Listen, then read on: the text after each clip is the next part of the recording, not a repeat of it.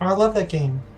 I know. Yeah. I know, Musical right? It's a chairs, great game. everybody. Musical chairs. What if we all just play the characters where we got Where we randomly are. placed? Yeah. Honestly, That I'd would love be to do so a one funny. shot where we all like play a character other than ourselves. Yeah. I feel like we've talked So- about that before. So Prince that's a great idea, Eunice but Eldwood. that's a great idea. But since Dan was in the DM spot, Dan would have had to be the DM. Unless so Constantine gets everything that he wanted. He is the smartest. Elwood has to bow down before him.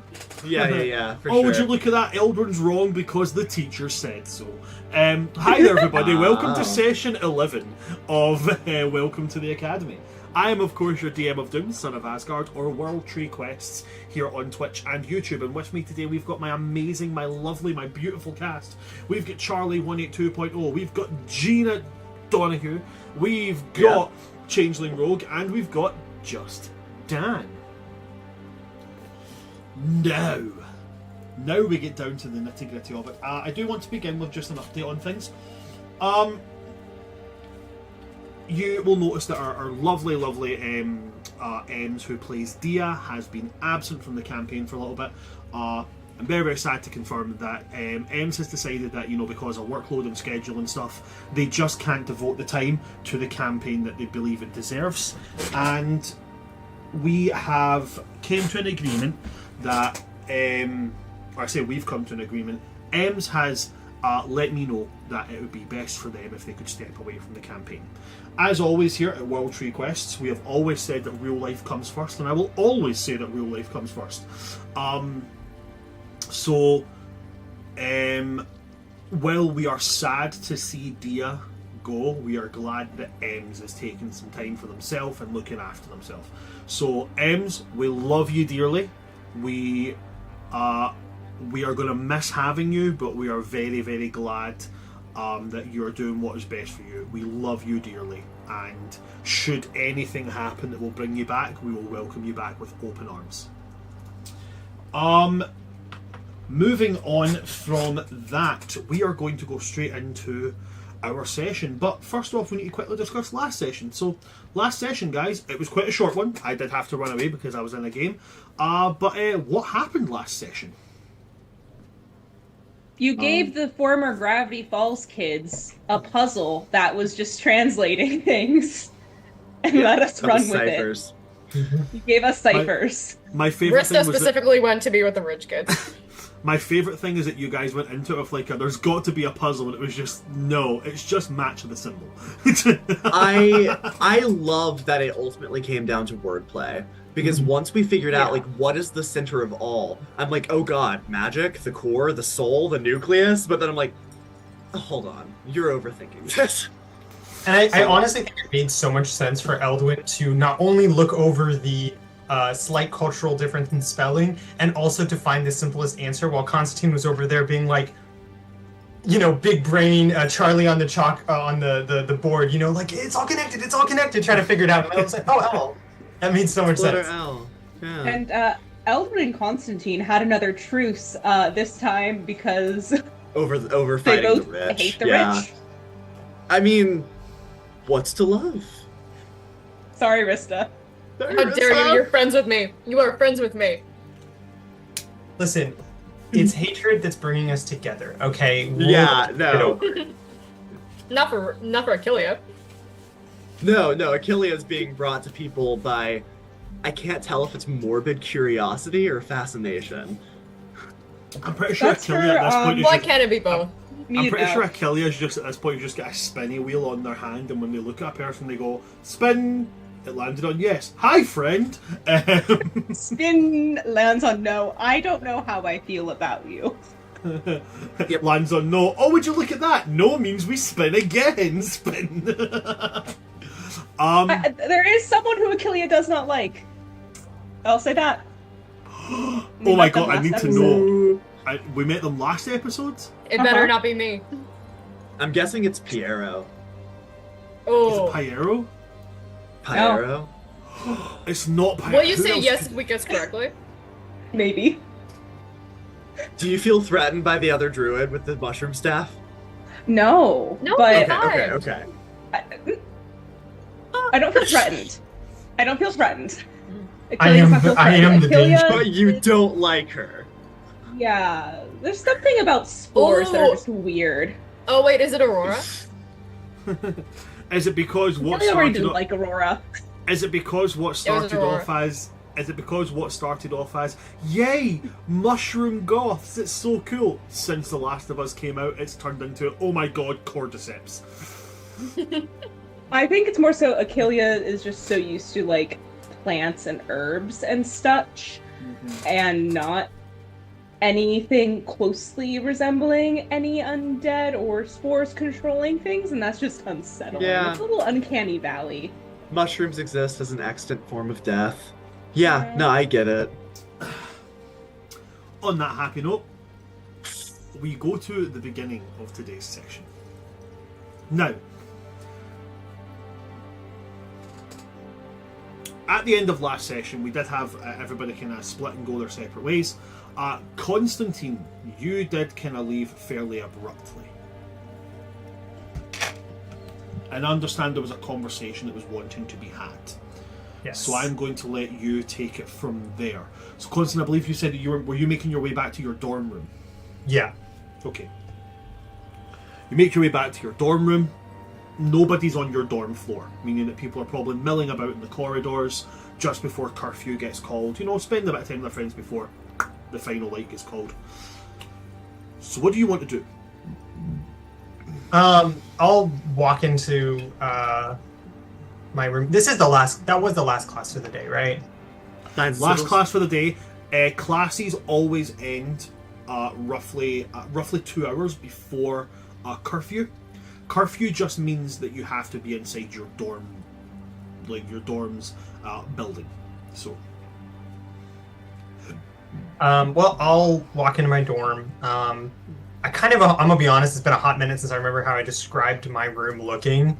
But I feel like it was very like rainy, cozy cabin vibes. It was exactly the vibe that you described. It was Okay.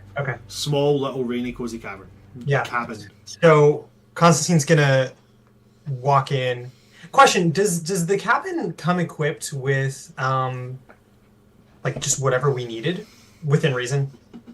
So the cabin comes equipped with, a place of storage, which is essentially a chest which cannot be removed from the room, but it acts like a bag of holding, essentially, but like the size of a chest. It also comes equipped with a room that you go into that is essentially a cooking space that you can cook. When you open up the cooling closet that's used to store food, it's always fully stocked, and you can cook your own food, or going in if you are thinking of something that you wish, that you want to eat. It's essentially like a minor wish. You open it and it's there prepared for you if you wish it. There's also a fountain which basically runs water or anything non-alcoholic, and it has been confirmed that if it's something you require to sustain yourself on, it can also run that. So friends like Lucian and Aurora can turn it on and it will run blood for them. Okay. I think this is a thing, but I'm gonna be honest, I am going off of my imagination and vibes, so if anyone who's more knowledgeable about crafting is gonna be like, that's wrong, let me know. But Constantine, as his name would suggest, his last name would suggest, does know how to weave and has a small loom that he does keep with him, just for small little projects that he uses from now and then. For the first time since he gets to school, he's going to go home, sit in the inevitable comfy chair that he has, pull out the loom, grab some basic yarn, and he's going to call Abandon. I don't know exactly what the summoning process for that is. So it's the exact same as Find Familiar. Once you have used the spell Find Familiar, or in this case as we are using it, Find Greater Familiar, once that has been used, you just pop them into existence. So you, for something like, there's always like a place they come from, whether it's always just from like behind you, or whether they emerge from your shadow, or like with Eldwin's one, like Eldon's fox always seems to come over from his shoulder and such like that when it's being summoned. So there's always a kind of location. I reckon Abandon is like from like some weird little nook and cranny of a room. He just like kind of emerges like, "Hey, what's up, boss?" So you call Abandon, and it's like from the ceiling he just like hangs down from a lamp, and it's just like, "Hiya." Hey. I've never done this before. I know it's not in our norm to have talk about, I don't know, feelings, I suppose. Before I'm... Okay, I prepared for this. Okay, so when you humans is like each other very much, sometimes you get... I'm going to stop you right there. Not those kind of feelings. Thank God. Oh, okay, because I had no idea where that was going. I thought there was something to do with like a funnel, and I don't have a funnel, so I can't do like a diagram. So, okay, I'm good. Shoot, what do you want to talk about? You know, I do have to say thank you because I didn't think there was much worse than right now, but that conversation might have been worse than what I'm experiencing currently. That's really saying something. Definitely would have. It would have been traumatizing. Okay, good to know.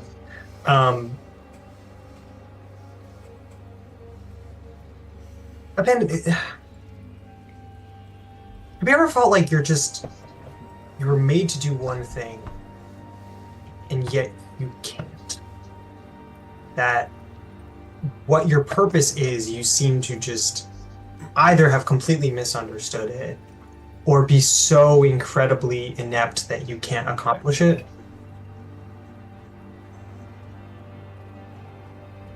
You understand that I'm summoned here by, like, your will, right? Like, so, yeah, I do get that sometimes. Why, you starting to feel like that? All I have ever wanted is to be where I am now. I have dreamed about studying magic beyond the one intro to magic book I could buy at the used bookstore that I had to hide from my father and read with a candle in my room after a full day's of work. I've always wanted to learn the intricacies of the weave, to be around other people who share my passion, to be able to actually test my skill and improve. And then I finally made it. It's nothing like what I expected. And even the things that I should be good at, I'm not. I can maybe give myself a pass for flunking the magical combat class. I'm quite literally built like a stack of twigs. I've never had to fight in my life. Okay. I can maybe give myself grace for flunking that. Alchemy's never been a specialty of mine, nor did I have the ability to study it. Okay. Elemental magic?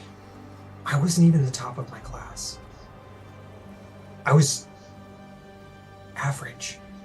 Aggressively so.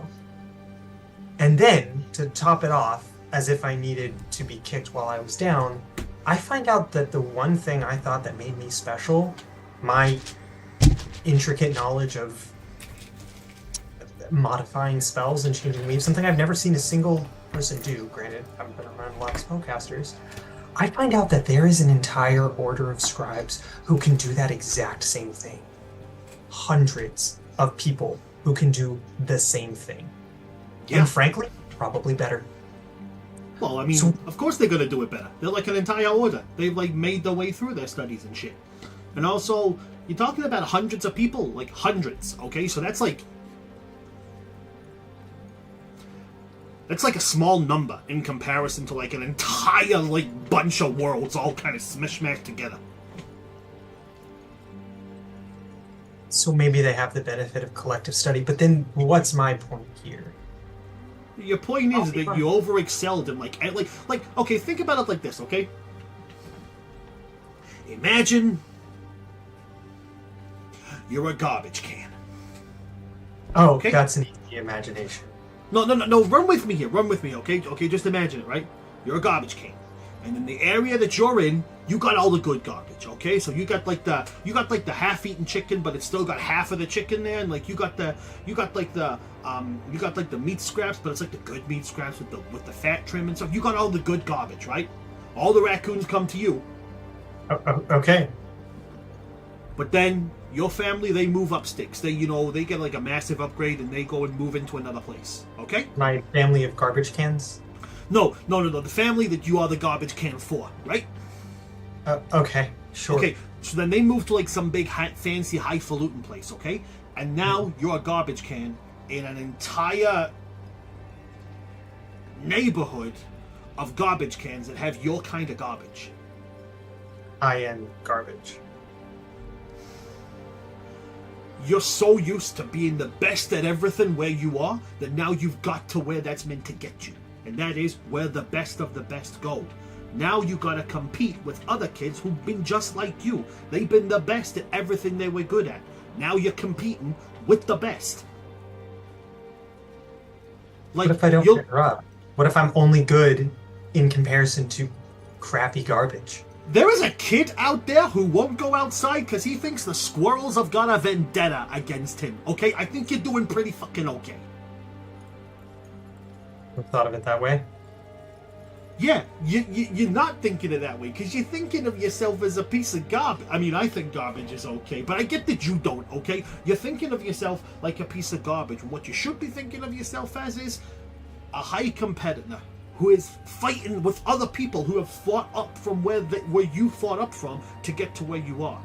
You're looking at being the bottom of this place as some kind of bad thing. You're the bottom of the top of the world. Like, you might look at an entire group of hundreds of people and go, oh damn, I'm only the number 50 in there. You're the top fucking 50 or something in the fucking world. In the fucking... I don't know the word for it. You know, like the world, but it's the bigger world? Universe. That one, yeah. So yeah, here you might be like, you know, number, who knows, let's pick a number out of thin air, number 42, okay? But that means you're number 42 of the best of the best. And hey, I know we don't see eye to eye, but like, I'm your familiar and you're my kid. So, don't go bad-mouthing my kid or I'm gonna have to shiv you. Oh. Well, that would make it harder to stay in the top 50 then. Definitely would. Here. So it'll be directly against your better judgment, huh? I suppose so. Well, I'll be honest, I'm still worried that I won't measure up, that I will plummet and crash and burn, even after receiving the one opportunity I've always wanted. But, well, I mean, I've never had a familiar tell me that I was worth something, but I'm inclined to believe you. I mean, you're connected to some form of magic, so maybe you have knowledge that I don't. If you were me, I would say to you that you're a familiar and you're supposed to do what familiars do. And maybe as a familiar you drop the ball a couple of times. And maybe you're not the greatest and you don't say the right smarticle words for the person who like knows everything and such. And maybe through some cosmic fuck up somewhere, there's some kid who's like eating crayons or some shit, and I was supposed to be with him, and he's somehow got an owl who can speak like 95 different languages and shit. But through some cosmic balance or, you know, some gnome in the center of this Bajuniverse you're talking about that, you know, lives in a teapot or some shit, I've ended up with you. And I guess in my own way, all I can say is that if you put a fish in the ocean with sharks, it's going to expect to have to swim with the sharks. But if that fish has been in an area where it has always been the biggest swimmer, it's going to think that wherever it goes, it's the biggest swimmer. And suddenly it's in with sharks and, well, boom, it fucking sucks. But there's nothing saying you can't bare your teeth and try your hardest anyway. Now, you ain't no guppy. You ain't no fish. I know that for sure. You just gotta start showing a little teeth. Like this. Okay. I'll try. That's all you can do. You just gotta try. How do you feel about chocolate? I will not deny nor admit the possible presence of several stolen pieces of chocolate that may or may not belong to several other students from around this school. And if you do find any chocolate, then it was not me. You cannot prove it was me. And in fact, I challenge you to prove it was me. Not referring to any stolen chocolate. As long as I don't know about it, I'm willing to turn a blind eye. I have some non-stolen chocolate. Is the stolen part a requirement? Does that make it taste better for you? Dude, everything tastes better when it's stolen. All right, well, I'll tell you what. There may or may not be a very large chocolate bar in my pocket. Now, if, say, half of it were to go missing while I'm focusing on the weave in front of me, I may or may not notice, given the fact that it is comically large. And if you were to enjoy, or someone were to enjoy that 50% stolen chocolate bar at the same time that I was enjoying the 50% that is still there, Yeah. could be an enjoyable experience and a nice thank you after the conversation we just had. Purely Abandon actually does the raccoon like. Now let me put to use a countermeasure. Okay. Let's say that I do find half a chocolate bar. Okay, let's say that I'm rummaging around doing what raccoons do, you know, and I find half a chocolate bar. And let's say that I'm thinking to myself, I got half a chocolate bar. That's quite some good fortune. I want to pass that on, you know? And let's say I put half of it back in the pocket. And that way, I ain't gonna be doing no thieving from somebody who I actually like. That sounds like an acceptable offer. I couldn't be mad about finding half a chocolate bar in my pocket. I absolutely would agree. You got this, kid. You ain't no dumb schmuck. Thank you. I hope you're right. Plus, if needs be, anybody that's ahead of you, you just tell me no and... I used to think that I was beyond such measures. But I might consider it, given the competition. Is it the annoying kid with the fox? Because I need a new coat anyway.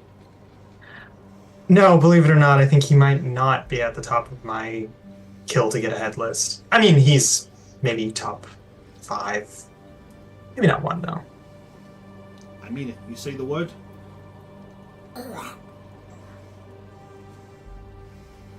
Good to know.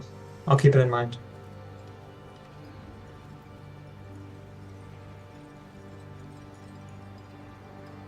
Okay. Now you go back to doing your studying. Of course.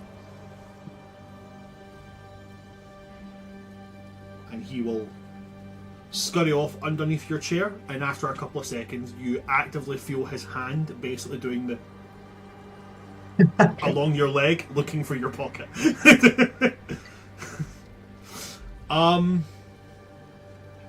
Anything else for you there, Constantine? That'll be it. Okie dokie. I go now to the rest of the party.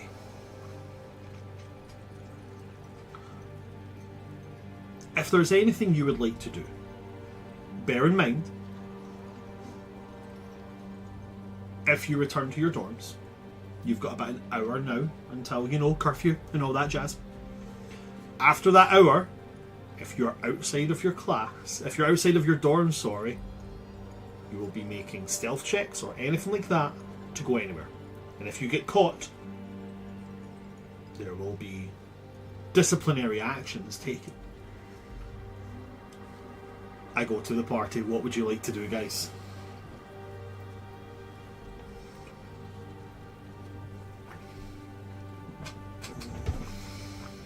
Okay. So Eldwin, when he had left his dorm that morning, left it in a very, very bad state. Everything was destroyed and covered in blood. And so he very tentatively returns to his dorm room. Mm-hmm. He's gonna like just put his hand on the palm of the door, like take a really deep breath and go, it's okay, whatever I see in here, it's okay. And he's going to push the door open. Is it door as open? he left it? Everything's immaculate, everything's pristine.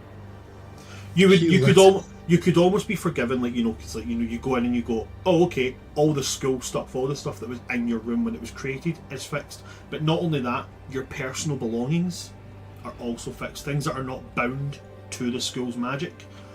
And sitting on your desk is going to be a note. He lets out a huge sigh of relief, like bends over for a second. He's like, okay, wow, I spent like all of my money on these outfits. If I ruined them, that really sucked. Okay. He's gonna come in, go over to his desk. He has some personal effects, like trinkets and things that he didn't put on this morning, so he was in a rush to leave. But he'll go ahead and put all of that on, and then open the letter on his desk. Is there an address on it? Who it's from? There's not. Okay. There is There's 3 lines in a pale silvery ink.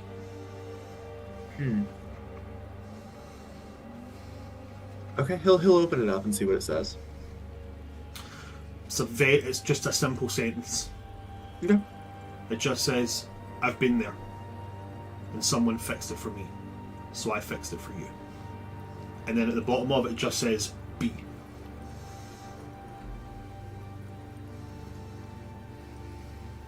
That's not half bad.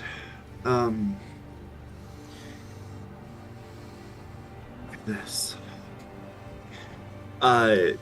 He'll take a moment. He'll just look around, make sure everything is put together well, which I'm sure it is.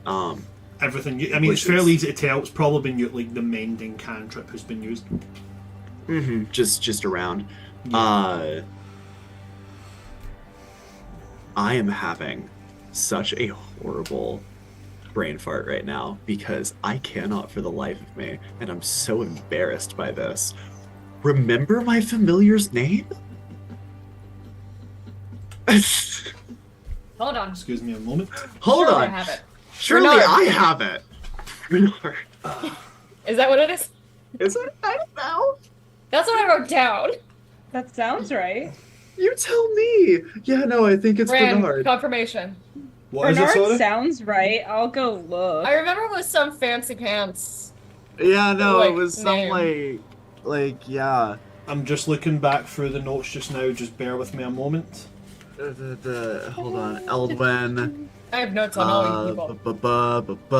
Stop threatening at all.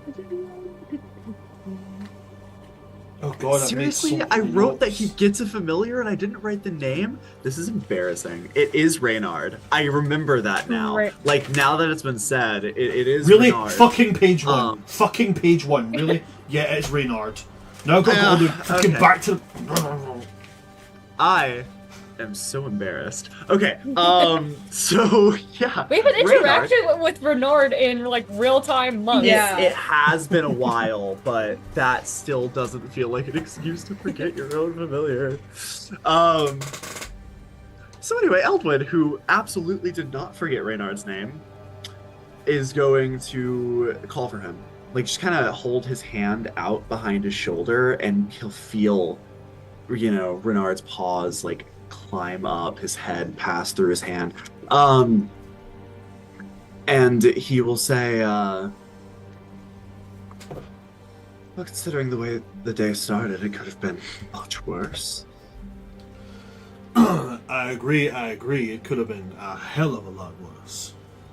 But, and he kind of sets himself up, you know, very, almost like, almost jackal-like. You know, that very straight back that you have in, like, Egyptian statues of jackals? He sets himself up like that and he goes, you always were the best. No, thank you, though.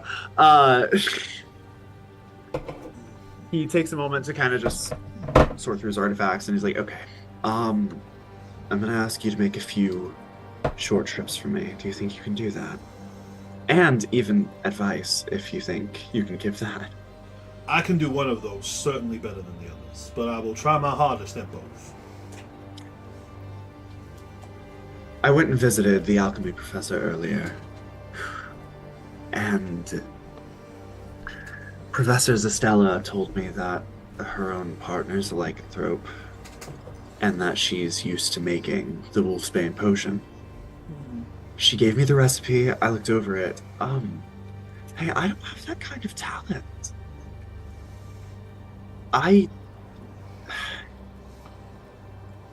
hate this. I need to tell somebody. I need help with this, and I don't know who would be best to bring into the fold. This is a huge secret, and I don't know who will judge me, who will turn their back on me for it. I just... It would have to be someone who knows what it's like to be seen as a monster, even if they aren't one. And frankly, I'm not doing a great job at making friends, so I'm not sure who exactly I have in my corner at this point. I mean, you have some people you are constantly put into similar classes and similar groups with. I would greatly recommend speaking to them about this.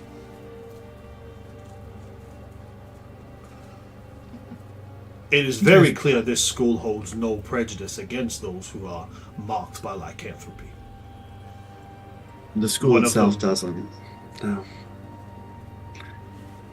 So, I'm afraid that students may, or that students' parents may, or I don't know.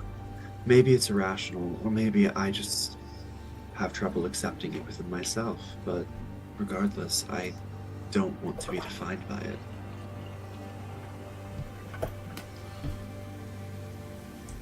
Food for thought. I'm familiar with some of the familiars around here. I can make inquiries. Can I ask you to look for someone specific? Of course. Achillia. She showed her capabilities in alchemy earlier. She had the best potion in the class. Her familiar is the little cat thing, right? Yes. Yes. I have no idea of that thing's name, but okay. Might be worth trying. Anyway, I'm going to send you with just a small gift to take to Professor Campbell, and then that will be it for the night. He heads over. Eldwin enjoys, like, very simple crafts, like beading. Nothing as elaborate as, like, weaving or things like that. But he likes creating little simple charms. He will grab one of the ones that he's made with a wolf totem. Or is he a werebear or a werewolf? He's a werebear.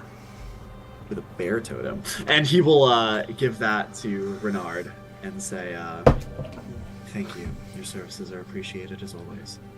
Very on the nose. Yeah, and then I think so. He will turn and he will pad off towards the door and then move his way through. Okay. And believe it or not, I don't plan on doing anything stupid tonight. I think Eldwin will pull out his books, make himself some tea, and spend the remainder of his night studying the Eldritch Deep Rune alphabet and wondering why he can't stop seeing the runes out of the corner of his eyes. Everywhere he looks. Absolutely fine. All the time. To Achillia and to Rista. Achillia's gonna head back to her dorm room. She's gonna kind of hang out in the common area and start making a vegetarian stew. Just kind of decompressing from the day. Maybe a little aggressively chopping up the mushrooms. Just tad aggressively. And as she's doing that, she'll just kind of she'll start kind of talking to herself, which I think would probably bring Fang on out. She's just kind of talking about her day, and she's like, but there was this one person, and I don't know how I feel about them, but also I don't want to think about that because Constantine and Eldon are finally getting along, and that makes my life easier. And I don't know, I kind of miss home. They're kind of all over the place. Fang has that look on their face, which is kind of like very blank. They're like, well, I don't know who this person is. Wait, sorry, no, I've completely lost the voice for Fang. Remind me of the... Close enough. That's was pretty it, close. I don't know why I got in my head. I honestly don't know why I got in my head. That sounds right. That it was Judy It's been a while. I don't know why I got that in my head. I think it's perfect. Is that we're going? Is it meant to be like? Because I don't know why in my head I went Judi Dench. I think let's just keep it that way. It's perfect. Okay. Awesome. I don't remember what it was anyway. Okay. Well, I don't know who this person is that you're speaking about, so I can't really comment entirely too much. And they kind of, you know that thing that sandcats do where their eyes go real big as they try to take in more light? So they lean like right up to your eyes going really big and they go, so who's the person? Okay. Her name is Benicia, and she's another druid, which is really awesome. I haven't seen a lot of other druids here, right? But... Right, yes. Something felt off because they're working with, like, mushrooms. Oh, God's awful vegetable. They're not even a vegetable, they're a fungus! Oh, They're not even a plant! And like, they were, and the stuff they were saying sounded really cool, but, like, I don't know, like, as soon as they started talking that, I was feeling really uneasy. Like, I don't know why. I think it's because Mums and I are just really, like, connected with a lot of plants and, like, the sky more so than anything else. And, like, we're not around a lot of death. It feels weird. So weird. Just like you have such a close connection with your mums, and that you communicate through plants in the sky, could it be that perhaps this is just the thing that they've grown up always knowing? Perhaps they view your dedication to living plants as equally as pervasive as you find their ties to death and questionable edible plant life. I mean, maybe, but, like, I feel like I need a bit to commit to. I haven't committed to a bit in a while. You feel like you're lacking a place, and that's why you need a bit to survive. Well, that's just psychoanalyzing. I would never I need some whimsy.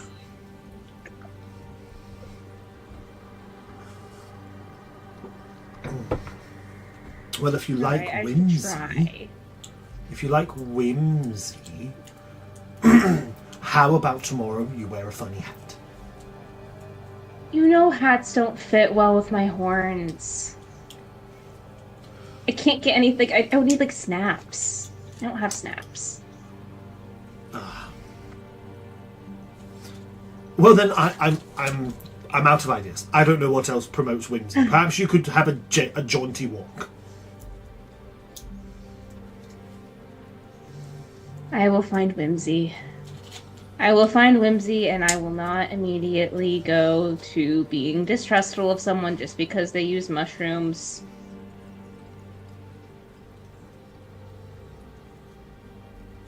Maybe. They give you the kind of like narrow eyes of like, take the maybe back. I can't take the maybe back because then I might lie. You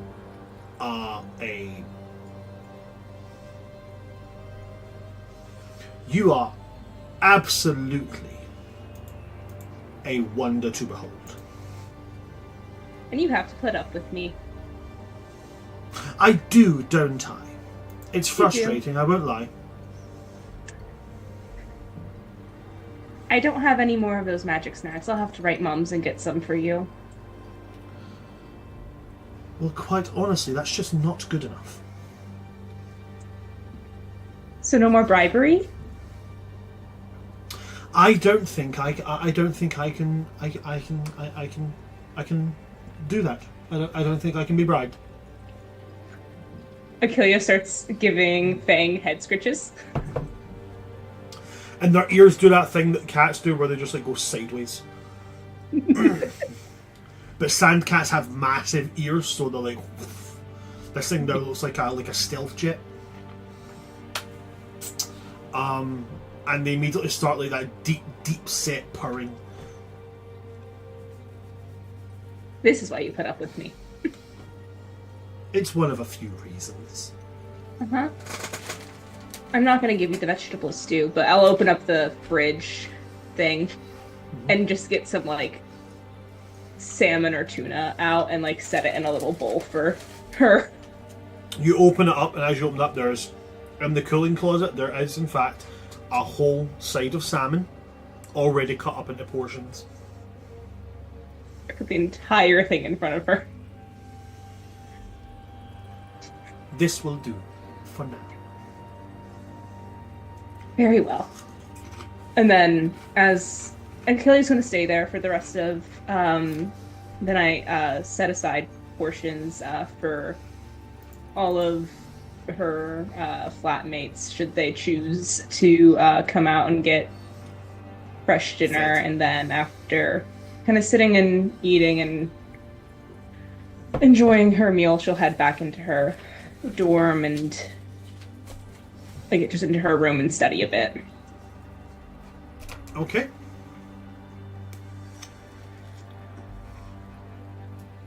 And then we go last and most certain, not least, to Rista. Yeah, I think after class, Rista chats with Elaine just a little bit more about the class and stuff, and then she parts ways with him and goes back to her dorm. I'd specifically like to know if Cedric is currently back at the dorm. Cedric is at the dorm, sitting in the kind of like the kind of communal area, and he's like honing his swords. Okay, I'm gonna go up to him. Mm-hmm. Hey, Cedric! I just wanted to check in with you after combat class. You really took a nasty hit. He smiles and he's like, "I'm used to taking hits. It's fine. I'm very good." Are you sure? I didn't see if you went to the nurse after class. I did, but she turned to me and she said that they are only superficial surface wounds. So I simply just healed them myself, and then I returned here. Well, that's sad that she had to make you do that yourself. Everyone needs a little bit of help. Such is the way. Well, anyway, I wanted to thank you because of I helped you during that class, and because of it, I got a award from the teacher. So I suppose I have That you to is thank for that. phenomenal to hear. I am so pleased for you. Are you going to be okay next class, though? I swear upon my life, I shall be tip-top condition. Okay. I don't know about your chances if I have to keep saving you. Let's just say that the next time, I will be the one saving you. Oh, please. Be the day. I'd be so grateful. Yeah. Okay, well, it's been a day, clearly, so I'm gonna retire. Okay. As you got to that, he stands up, very, very prim and proper. Stands up and gives a little like polite head nod. You can make an insight check if you wish. Alright. Do I dare use my online dice? I Do you dare? I really shouldn't. It's a 7. Okay. You know what? After this, I'm Stands- gonna go get my real life dice because this is absolutely bullshit. It's absolutely. He stands and he gives a little polite head bow, and you can make your way back to your dorm if you wish. I do, and I believe like a couple sessions ago, I got some books from the library about the elemental plane of air, and I'm just gonna skim through those just a little, not like deep dive, but I'm just gonna skim through those a little bit before I go to bed, probably just refreshing my notes. Fantastic! Could you please roll for me? Let's make it a. Let's make it. Let's make it a luck roll. Oh, okay. Just to see if I land on the right page. Just roll a d20. That's all you Hang gotta on. do. I'm gonna put my hands here. Hands in full view, so I can't be accused too of important. fucking with the dice. I'm so scared of what you've been doing, Bran. What am I rolling? Just a d20, adding nothing. It's just pure luck. 15. 15. This is Fantastic. why. So you're just passing through a bunch of the pages, and it's as you're about to turn the page that you see it.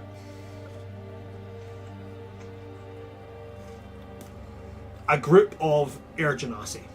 They look like Air Genasi spellcasters, or maybe even early stage artificers back when artificery first came into the elemental planes.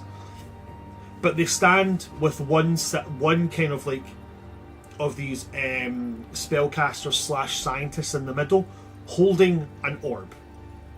Now it's a fairly decent sized orb, maybe about the halfway mark between like oh god, I don't know how I would compare it. Don't know if you have it in America. It's a game called Bowls, and it's like you play it on a lawn green. It's like you roll a black ball. It's about. Do you know what? It's about the size of. I hate. I know what you're talking about. We don't call it the same thing, and I don't remember what we call it.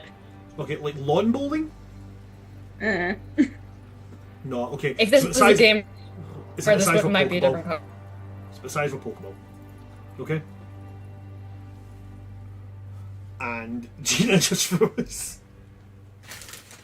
Oh, you're not frozen anymore. Fantastic. Okay. So Okay. Yeah. it's about the size of a Pokeball, and it's very recognizable. It's you say the size of a Pokeball, like a. Like palm size. Okay. Yeah, I see that, and I'm gonna reach into the pouch that I've been wearing on my side all day. I'm gonna take out my arcane focus. Mm-hmm. Is it the same?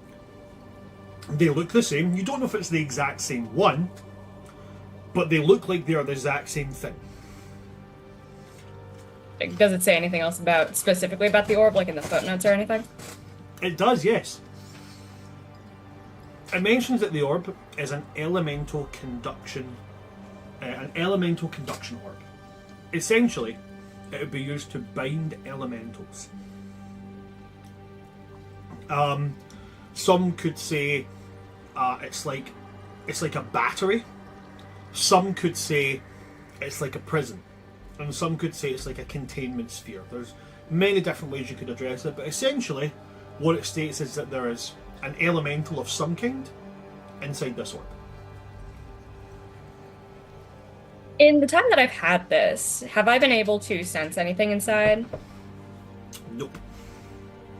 Could I take a moment to kind of meditate with the orb and see if I can commune with anything inside? You certainly can.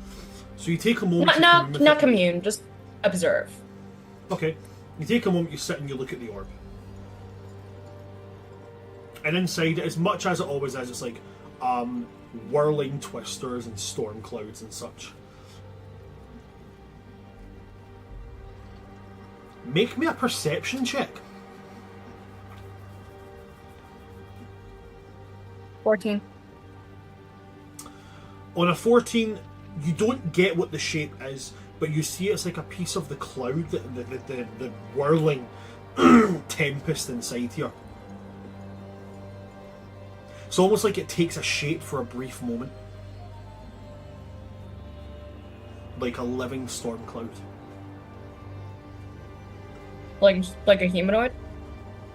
Nope, like a living storm cloud.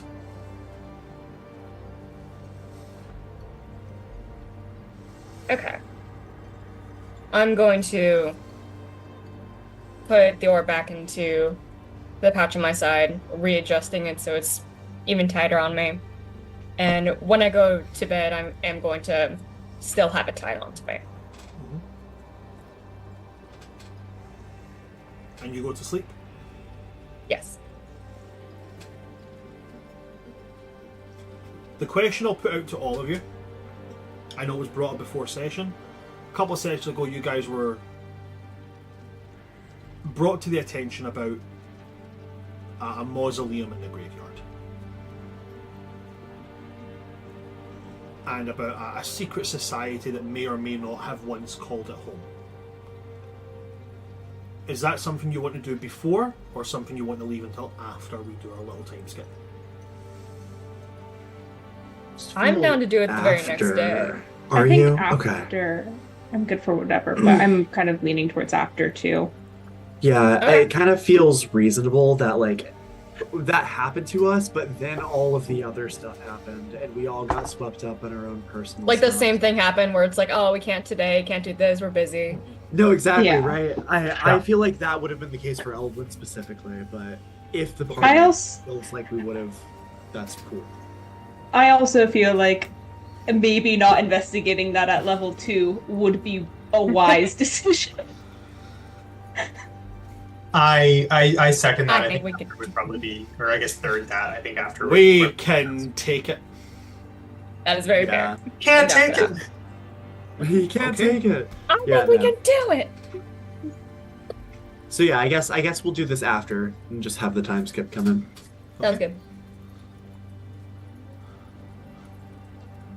We take a quick step forward 2 weeks into the year. At this point, you've settled into how your classes run. In your first year, you do kind of like all of the classes before. In your second year, you make your decisions on the classes you want to study, and so on and so forth. What we're going to get into now is a part of the campaign that I've wanted to get to for a little while, but I wanted to get through at least a number of the classes so you can kind of get an idea of how the school system runs. What we're going to get into now is we're going to get into what you guys do on your downtime. Okay? So I know that you guys have your own little things that you do, like in your dorm room and such, but the school does offer quite a lot of extracurricular activities. Over the course of those 2 weeks, do any of you get involved with extracurricular activities? Absolutely. Yeah. Yeah, definitely. Okay. Constantine, you Constantine? do too. You have a job. Yeah, I mean, it really depends on Constantine has been working at his job, of course. Yeah, it would depend on what the extracurriculars are. If none of them, There's Oh, a yeah. number of extracurriculars available. I can go through the list of them if you would like to. sure. Yes. Let's do it. Okay. Bear with me a moment. Note time. I'm gonna have to write these down. Oh, yeah. shit. I'm gonna have to take fast notes. I know, right? Feels So like one being thing in you college can again. note down, Constantine, is that because you've been working, 2 weeks have went by. Because you've been working, you can add 10 gold to your coin purse. Nice. You get paid I'm no 5 longer gold. as impoverished. You get paid 5 gold per week that you work. Okay, so for those of you unaware at home, we are using the system of Strixhaven and the kind of university-specific rules and such that it has, but we're not using the story of Strixhaven, just the school curriculum rules that it gives us, because they're fun. Okay, so your extracurricular activities. Okay. You have the Dead Language Society, a group of nerds who like to come together and converse in hidden and deep languages.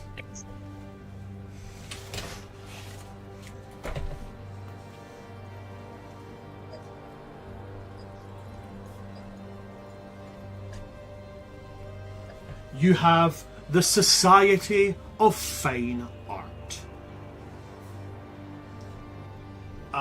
That is pretty much what it says on the tin. It's a group of people that come together whose magic is focused more on the physical aspects, and therefore they create art using magic and such.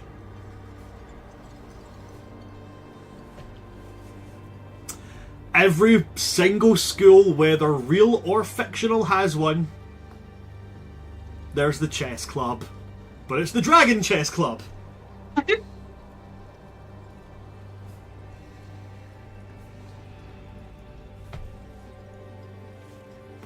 You also have the Academy Historical Society. They like to come together and discuss the history of the Academy and any lost history. You know, secret tunnels, rumours of hidden treasure deep within lost caverns.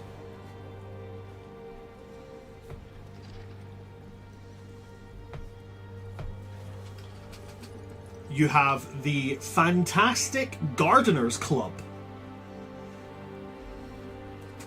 Learn how to grow dangerous plants. I feel like I shouldn't be allowed to join that. I feel like you absolutely should. I have join to. That. I feel like I should be prevented. I don't know how you don't. That's 2 in your wheelhouse. You have the Magical Creature Conservation Society.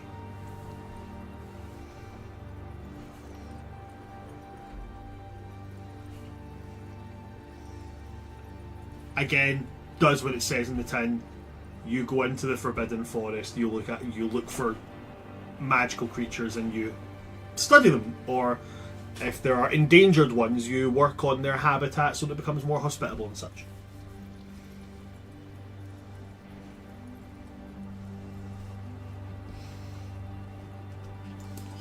You have the Academy Gymnastics Club. Ooh, You I'm do right gymnastics. there. Time to begin my multi-class into monk. Let's do it. That's not something that was on my bingo list, but I'm in. Not for me.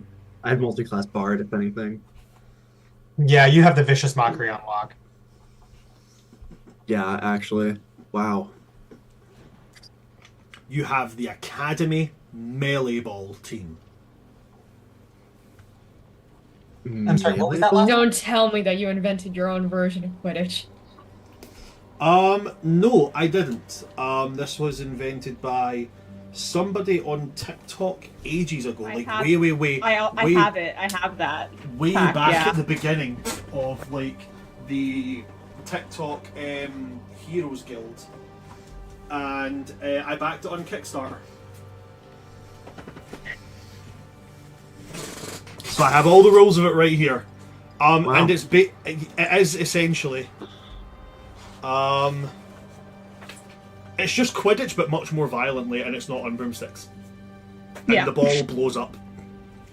Oh, It's fun.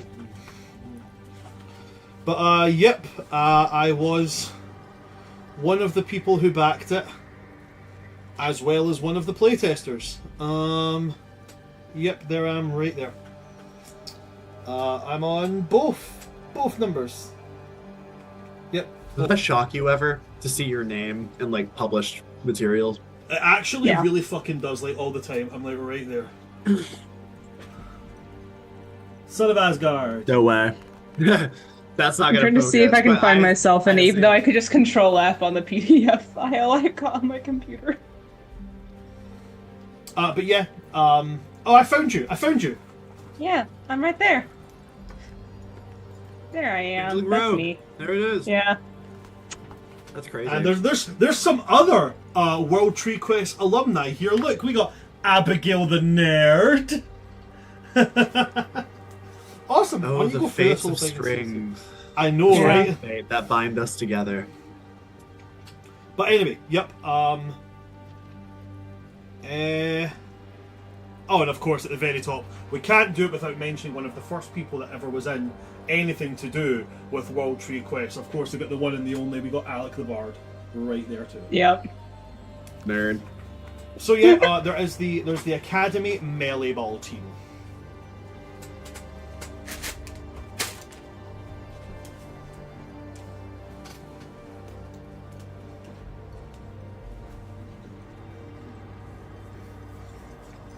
You've got the Academy Fishing Club. Fishing minigame unlocked. Could you imagine Rista joining that club? That was That would be so literally funny. my thought. My thought behind it was, every single game's got fishing, right? Like, this is a particular one that's close to my heart. The live-action roleplay guild. Oh my god, LARP. There's a LARPing guild inside of a Magic Academy.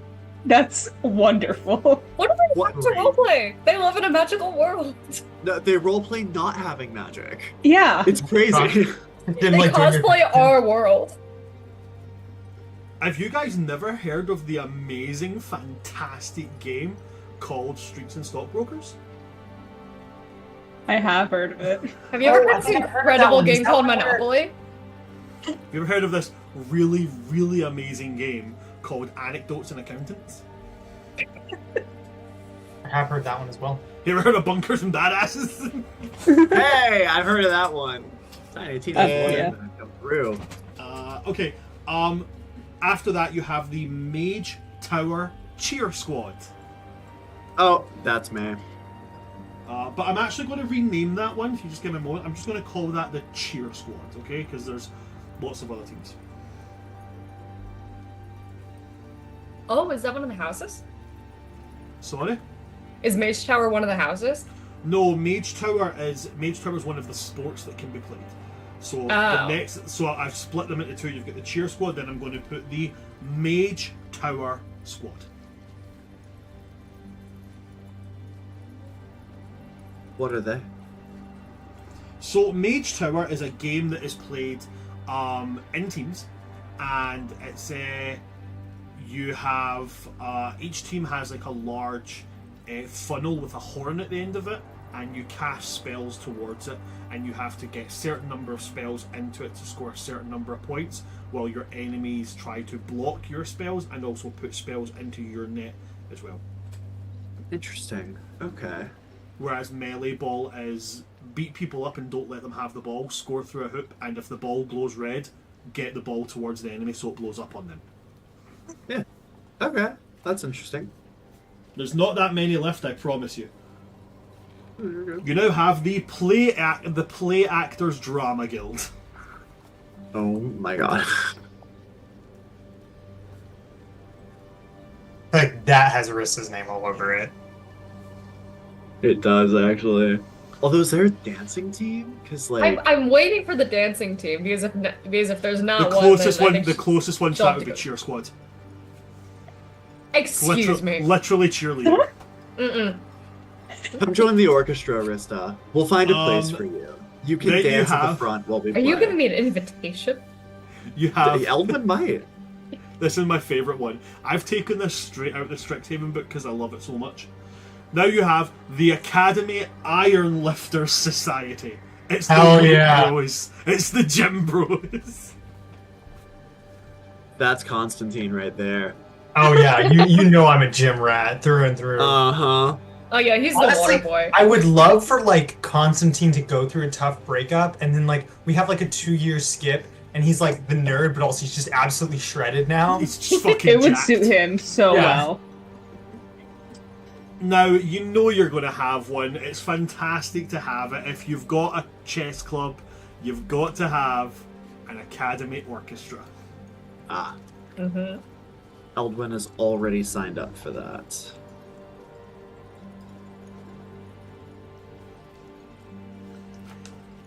And then you have, very simply, just the academical. Oh. It's the school newspaper. Interesting. And last and most certainly not least, you have the Student Faith Society. For those whose magic comes from a place of devotion and faith, rather than arcane study. Nice. So you have Bible study. I mean, I'd imagine it's a little bit more diverse than that. Have y'all seen? I'm sorry, this is such a rabbit trail, but there was like a TV show that had like I think it was called like The Faith Squad or something, and it had like a bunch of like kind of stereotypical like I guess religious organizations like as like characters, and it was like both trying to be very inclusive because they're all working together, but also like just a little bit offensive. Oh my Nice. god. No, No, but that sounds You're hilarious. talking to someone who, when they mention their religion, people go, "You worship the Avengers? Cry me a river." No, I've seen. I remember something. I think something like that. And I do remember watching it and being like, "Oh, if my dad's seen this, he would not be happy."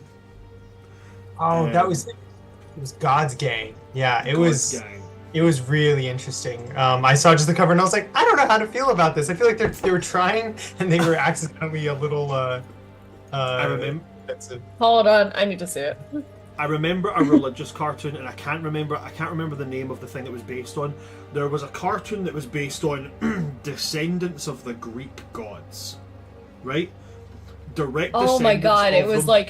it was like Lore High School or something. Yeah. It was like a cartoon. Yeah. I know what you're talking about. So you had like you had the descendant of Artemis, Achilles, Heracles, Odysseus, all that jazz, all running around together.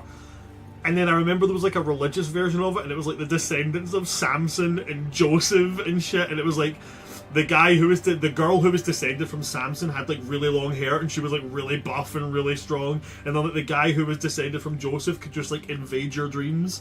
And it had like 4 episodes, and then no more. It just fucking disappeared.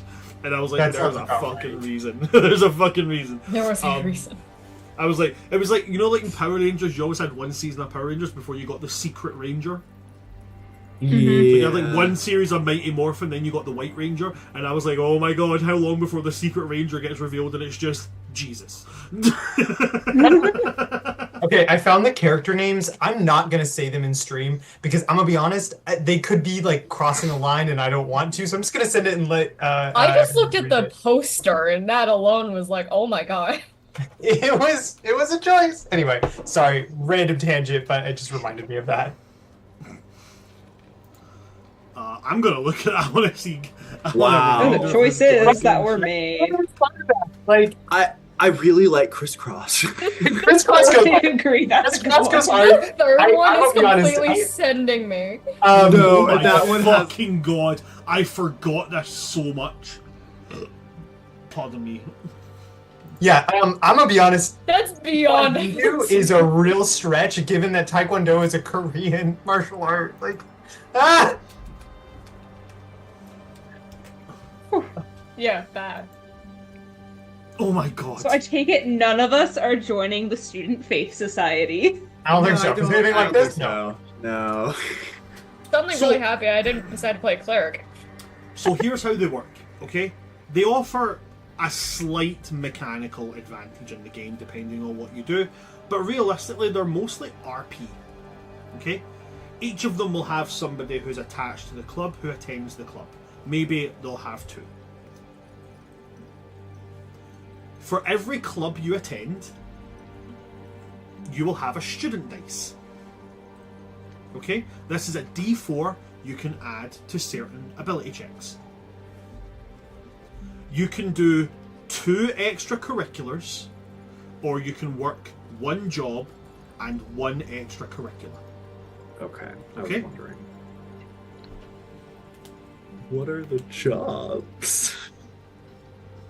That was going to be the next part I went into, that you are more than welcome to go and, you know, pursue a job. And I can I certainly don't think go into Rista needs that. to be a part of this conversation. But what I'm going to do is I'm going to do the extracurriculars first. Would any of your characters have signed up for any of the extracurricular activities I've listed? I need a moment Akil- to think about it. Achillia definitely has signed up for the gardening club. Mhm. I'm figuring out which other one I'm gonna sign up for. There's some options for chaos here. Okay, so Yeah. you have signed up to the Fantastic Gardeners Club.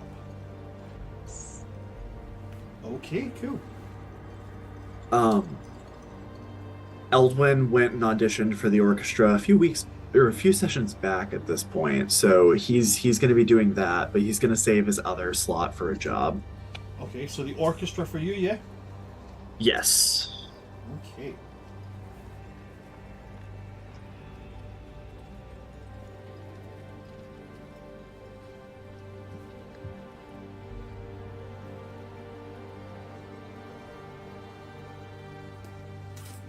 Okay, Constantine, would you be signing up for any extracurriculars?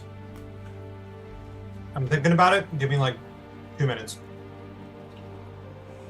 I think Constantine was one of the Dead Language Society. Yeah. I think so too. I'm between that one and the history of the academy. Really? I thought that you'd do great with the school newspaper. I thought I that guess one that too. might not be your wheelhouse though, because it requires kind of like. Well, I don't know. So is there like a broadcast for it, or is it just like physical paper? That you It's read? delivered via Wispy. Yeah, right. So like Constantine, I feel like would be a really good no shit. Like this is what's Constantine happening just at the joins. school. Constantine just joins because he knows he's contributing to everybody being annoyed by Wispy showing up and being like, "Here's your copy of the Academical," and disappearing. I think they're both great options. I think that Yeah. the history of magic might be, or not history of magic, but the history of the academy might be more Constantine because he's trying to figure out everything this place can offer him. I think that's what I'm going I to go don't with. know I'll, that, I'll join though. the history of the academy. Remember, I'm having a Constantine, crisis. you also work a job, so you would only be able to join one. So Yeah, that's why I was trying to narrow it down.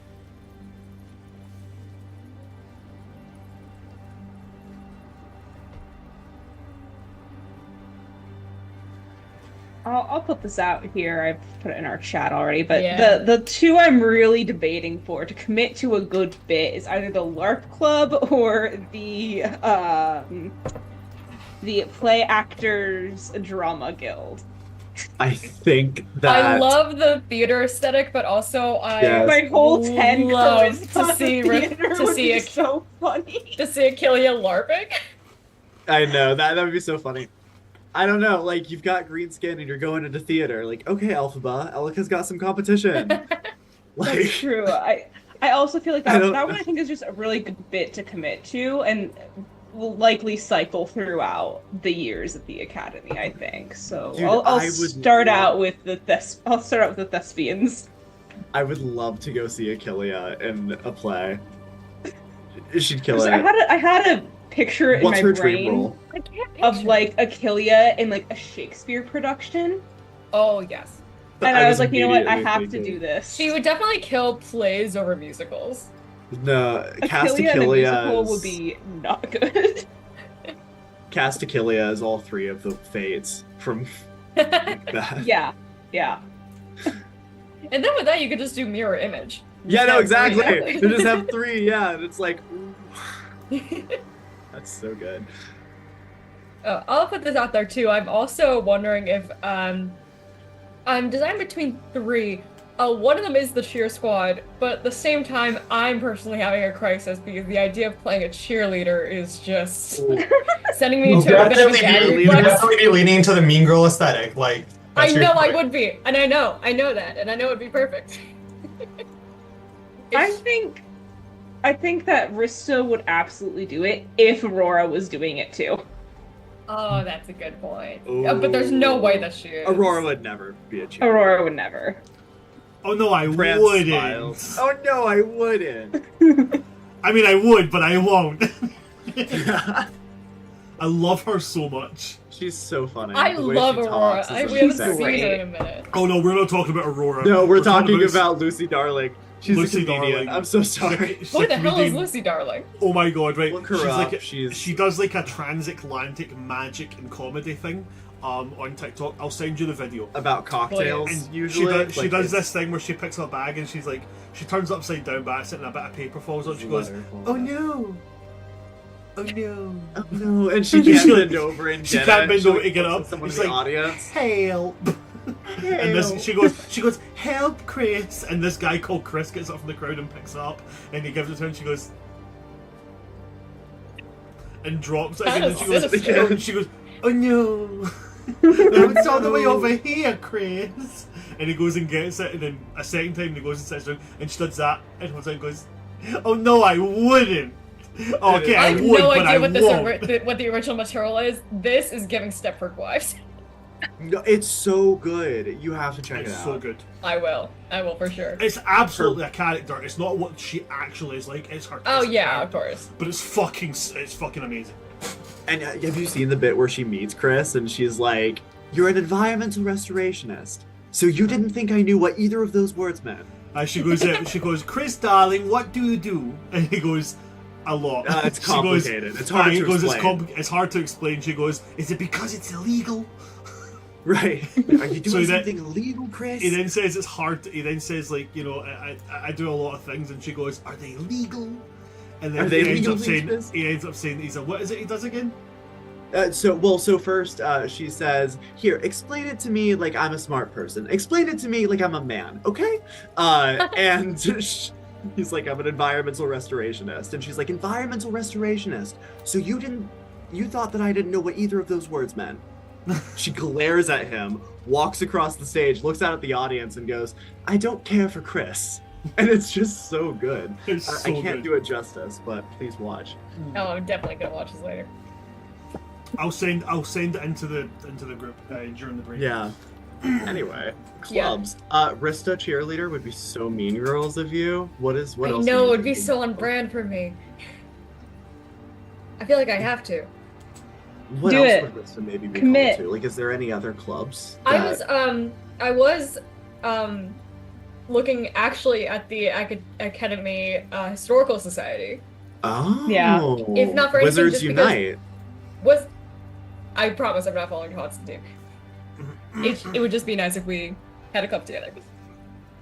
I'm down. But like for the actual context of it, like Rista is a legacy. Like she had family that went here. I think that she would find it fascinating. And also the idea that she would know like all the secret passages to go to like sneak around after dark. So I'll propose something. I'm down to have a club in common, but also if you want that does make sense for your character, I could do a different one. That way we could all get benefits of having different clubs. Absolutely don't do that because of me. I'm down for us to have the same club. Are there like I guess like perks, Bran, of doing these things? So like I said, there are. So you do get, when you join a club, you do get a student dice. And a student dice, how it works in the Strixhaven system, is a D4.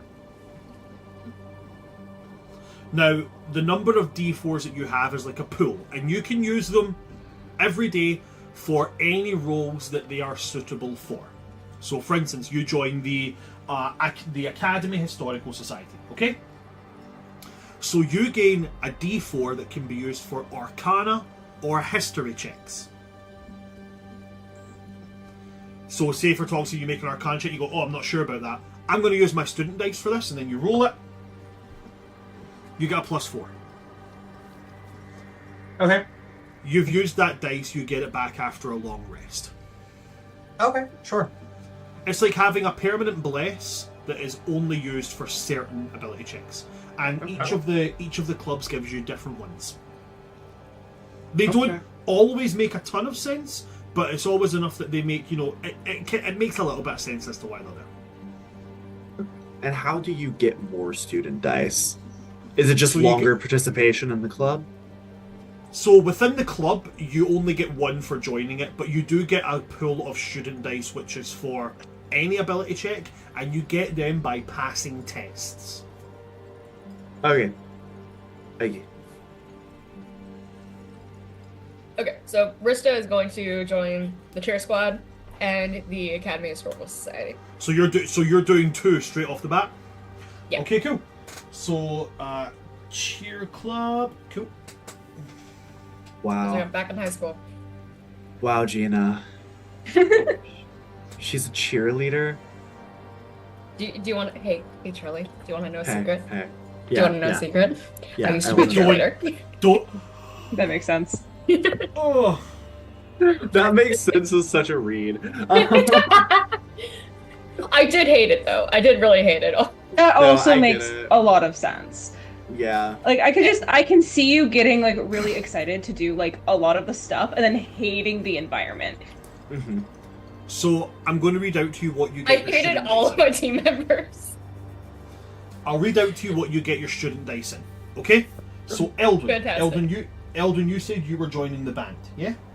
Yes. The Academy Orchestra. So you gain a student dice, one student dice, and you can use that on sleight of hand or performance checks.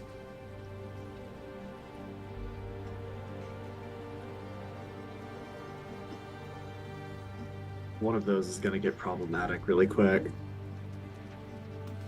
Achillea, you joined the Fantastic Gardening Club. So you get one student dice, which you can use for nature or survival checks. Wonderful.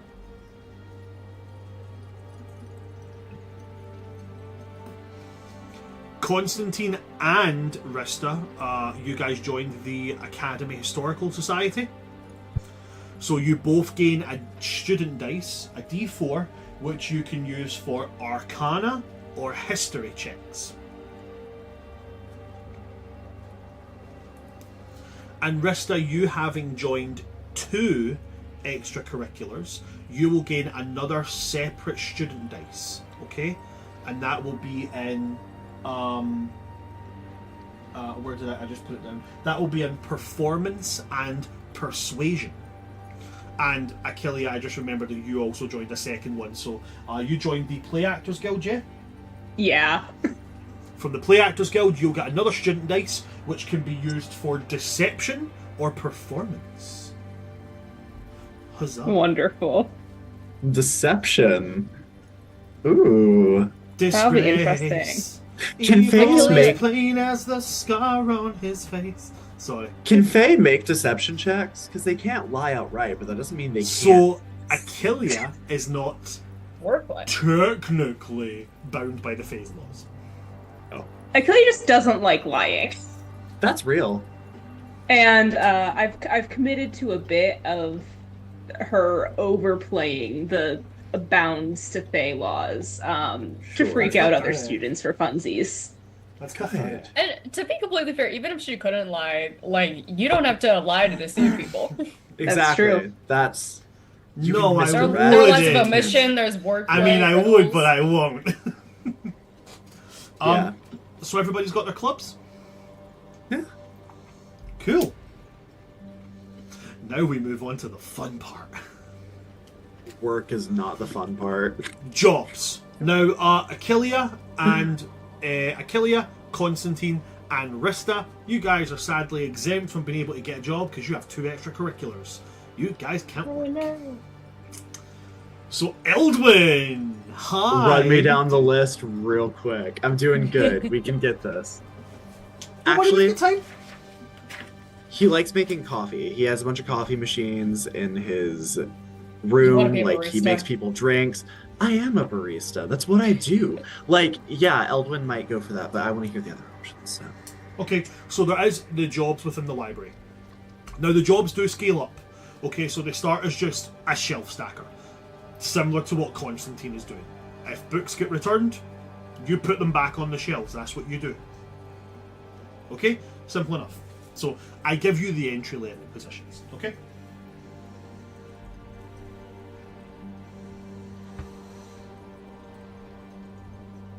There is the cafe on the academy grounds that does have, you know, coffee and snacks and all that kind of stuff.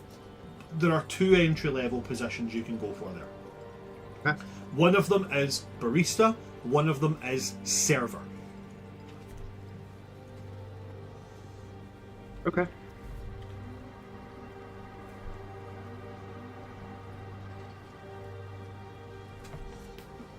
There is the stadium, where all the sports of the academy are played. There are 2 entry-level positions here. You have ticket taker, or you have equipment jockey.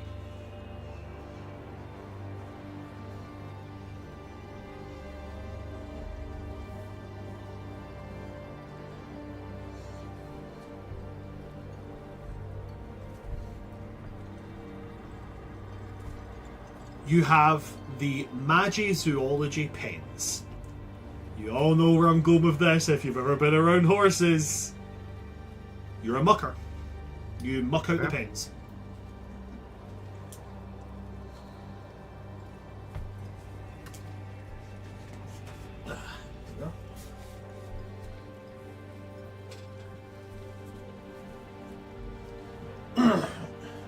You have the grounds.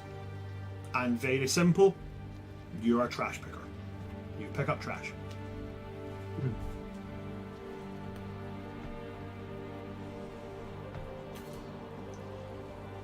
And then you have the dorms. And again, starts off, you clean the dorms.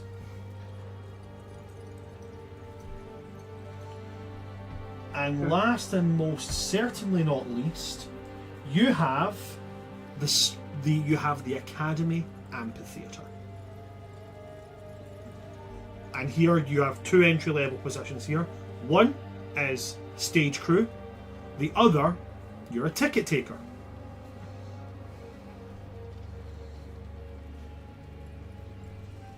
Okay.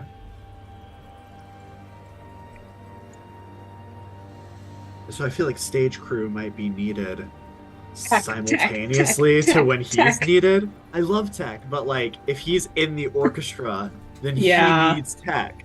You know. Yeah. Those are really neat options. I think I am gonna go ahead and go with the barista position. Okay. I just want to make a joke here about how both me and Charlie work, or I guess Charlie doesn't work as a barista anymore, but you know, out of all the jobs, out of all the fantasy things we could have gone for, we ended up choosing our actual jobs. Actual jobs or jobs we've already done. Hey, I picked a club I was already in. Yeah. Yeah. Why mess Oh my with god, it? so did I. Yeah. What is Eldwin's pay? All jobs that are given by the Academy pay the same amount at entry level. 5 gold per week. Okay. 5G per week. Perfect. So I'm you go going with to the barista? Yeah, Eldwin's gonna go ahead and lean into that. Okay, so over the course of those 2 weeks as well, Eldwin, you can note down that you have earned 10 gold.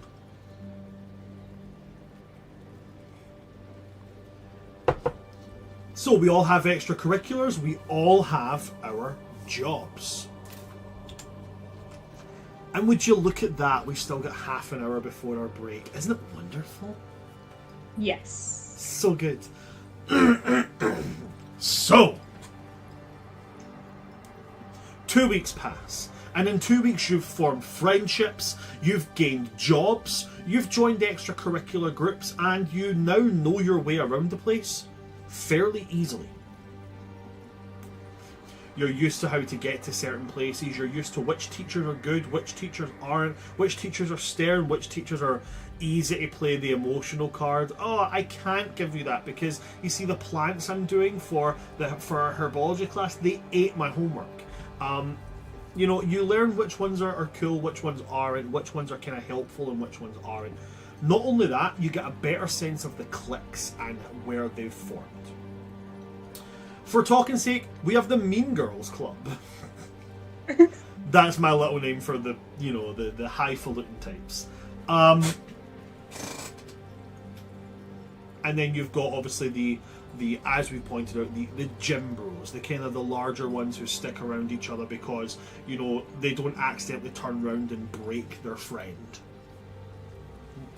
And then of course you've got the academically focused ones, the ones who spend most of their times in the library or practicing in the training yard in the centre of the school grounds.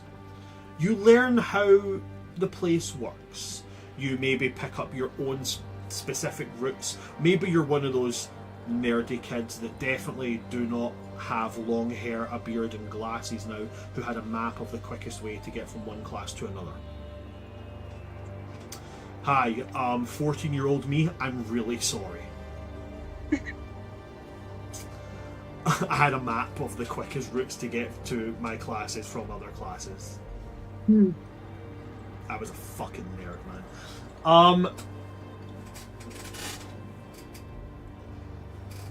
We'll go to the morning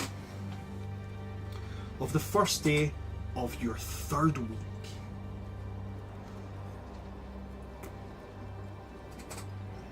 And I'm going to roll a d4 and see who we start with. 1, 2, 3, 4. Constantine!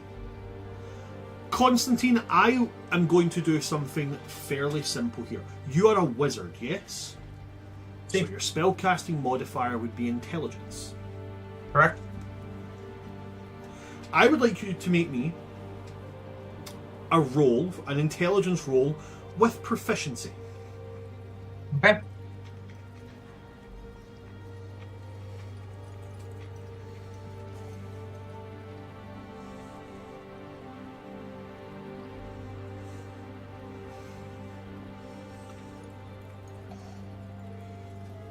Alright. 17. 17. Since your talk with Abandon, over the past 2 weeks, your classes have been going well. Yes. You're beginning to find your stride in them. You're beginning to find where you fit. You're beginning to find a way to make these classes your own. As you come into the third week, I will let you decide what kind of effect that has had on your character. But safe to say that you're sitting at around about a kind of A- grade. Okay.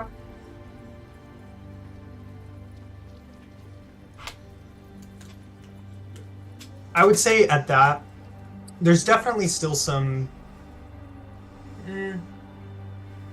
frustration at not being, the best, but he's still satisfied with, roughly where he's at, and is kind of getting his footing on classes. I'll say in 3 weeks he's probably started to come out of his shell a little bit when it comes to interacting with other people, mostly realizing that he has a very narrow set of skills and that many other people might have broader ones or narrow but in different ways. And so while he's not at all, necessarily sociable, he will overcome a social anxiety if someone does really well in a class and he screwed up. He, person. Oopsies. So that's, I would say, the character difference there. Okay.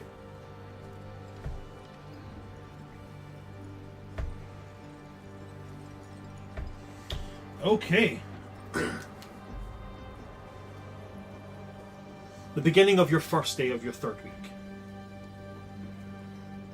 For the simplicity's sake, you have a free morning. No classes until the afternoon. At which point, your first class is... we get to roll for classes! Let's see what it'll be.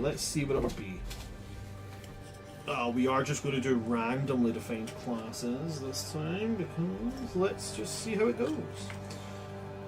1, 2, 3, 4, 5, 6, 7, 8, 9, 10, 11, 12, 13, 14, 15, 16, 17, 18, 19, 20. There's 20! Oh, would you look at that? Isn't that cool? It's almost like I can just roll a d20 now. 10. 1, 2, 3, 4, 5, 6, 7, 8, 9, 10. Your classes are... You have free reign up until the afternoon. Okay, the afternoon striking on 12 noon, at which point your class will be... Just make sure I called it the right thing. Herbology with Professor Primrose. Until then, you've got the morning free. So what does Constantine do with his morning? after 3 weeks here at the academy? Ooh. In a very Constantine way, he has probably been exploring the academy. I would say he probably, not maybe a physical map, but certainly a mental map of various reading nooks and areas in which like the lighting is best, or he just feels it feels appropriate for a given subject. He probably already has a schedule of like, okay, this window is best for this time for this specific subject in order to sit in and read. I know that annoying person that I don't like always walks past this door. I'm not going to be there. Or I'm going to make sure to turn my head right as they pass so they don't make eye contact with me. So he's probably on his way to one of his nooks to brush up on herbology right before the class. Or before the class later that day. Fantastic. Nothing else other than that for you? Just heading to a reading nook for the beginning of the day? Probably, yeah. Fantastic. We're just going to go clockwise from there, which means, Achillia. You are a druid, I am correct, yes? So your spellcasting modifier is your wisdom. Yep. I would like you to make me a wisdom check with proficiency. Okie dokie.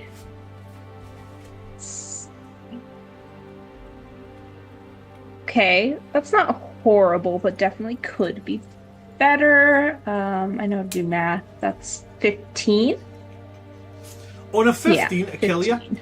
You're doing fairly good in class. You're fairly solid. You're sitting at roughly about a B grade on your classes. And for whatever reason that could be, maybe there are some classes you like and some class. Bear in mind, this is not your grade for all classes. This is your overall, giving you a sense of where you sit right now as a character. Got it.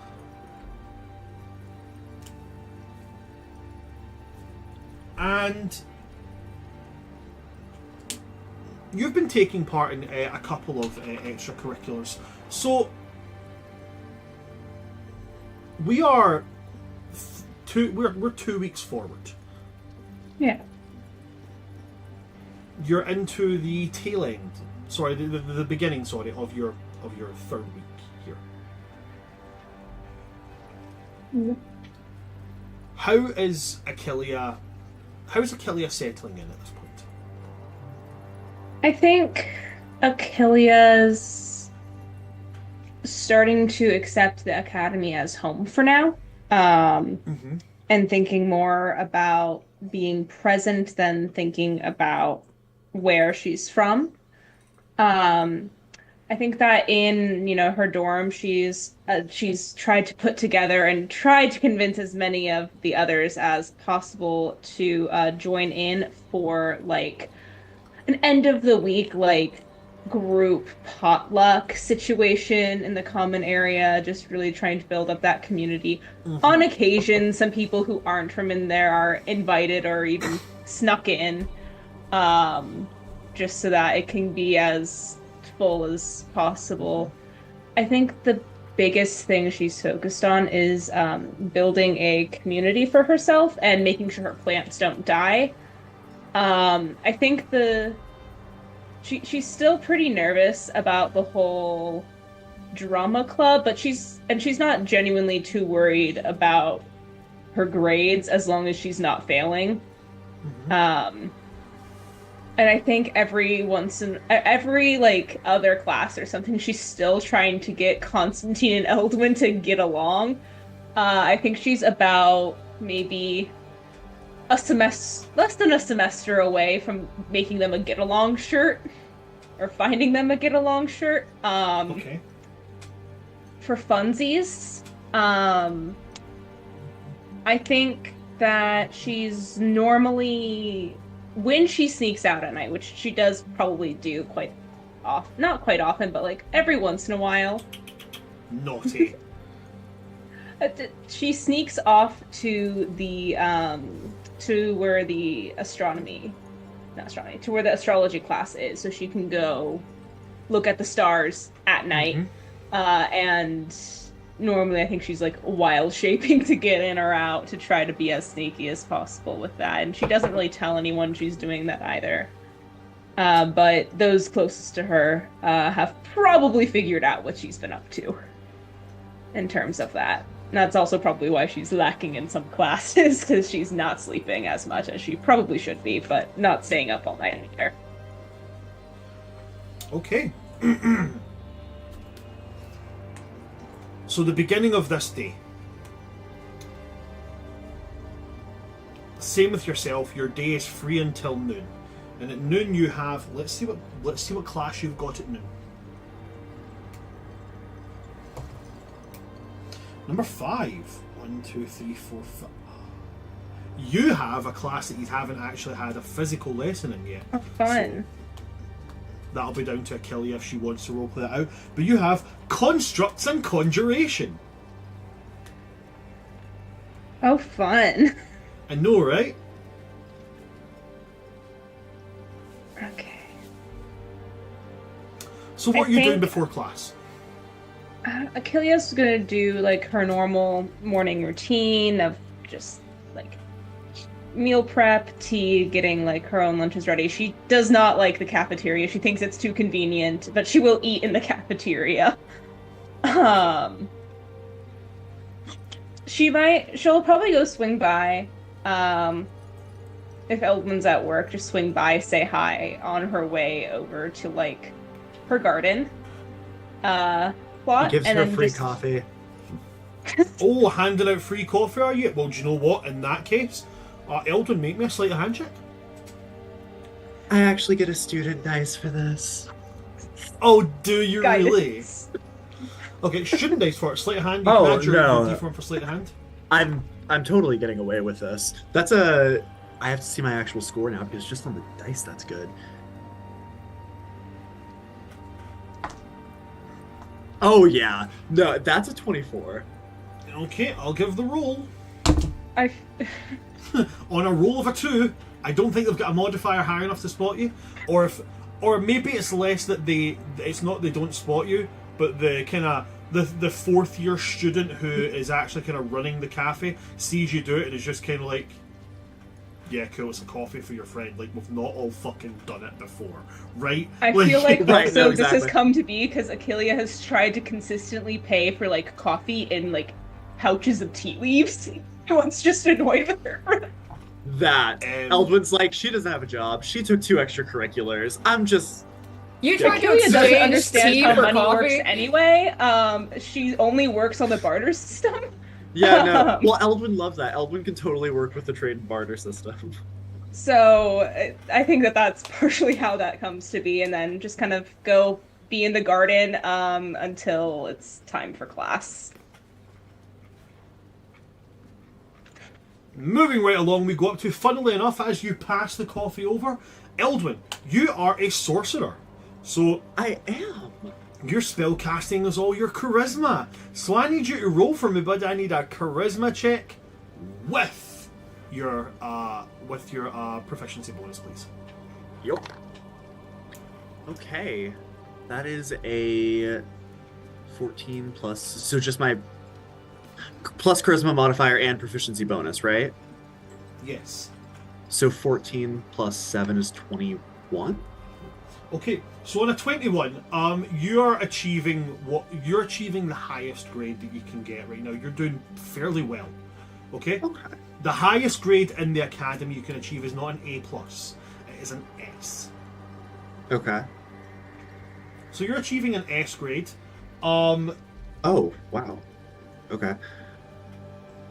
For whatever reason, classes are going very well for you. You're focusing and you're learning what you're supposed to learn, and on top of that, you've got a job as well as your extracurriculars and such. Now, what effect does that have over the course of 2 weeks for Eldwin on how he is around the place?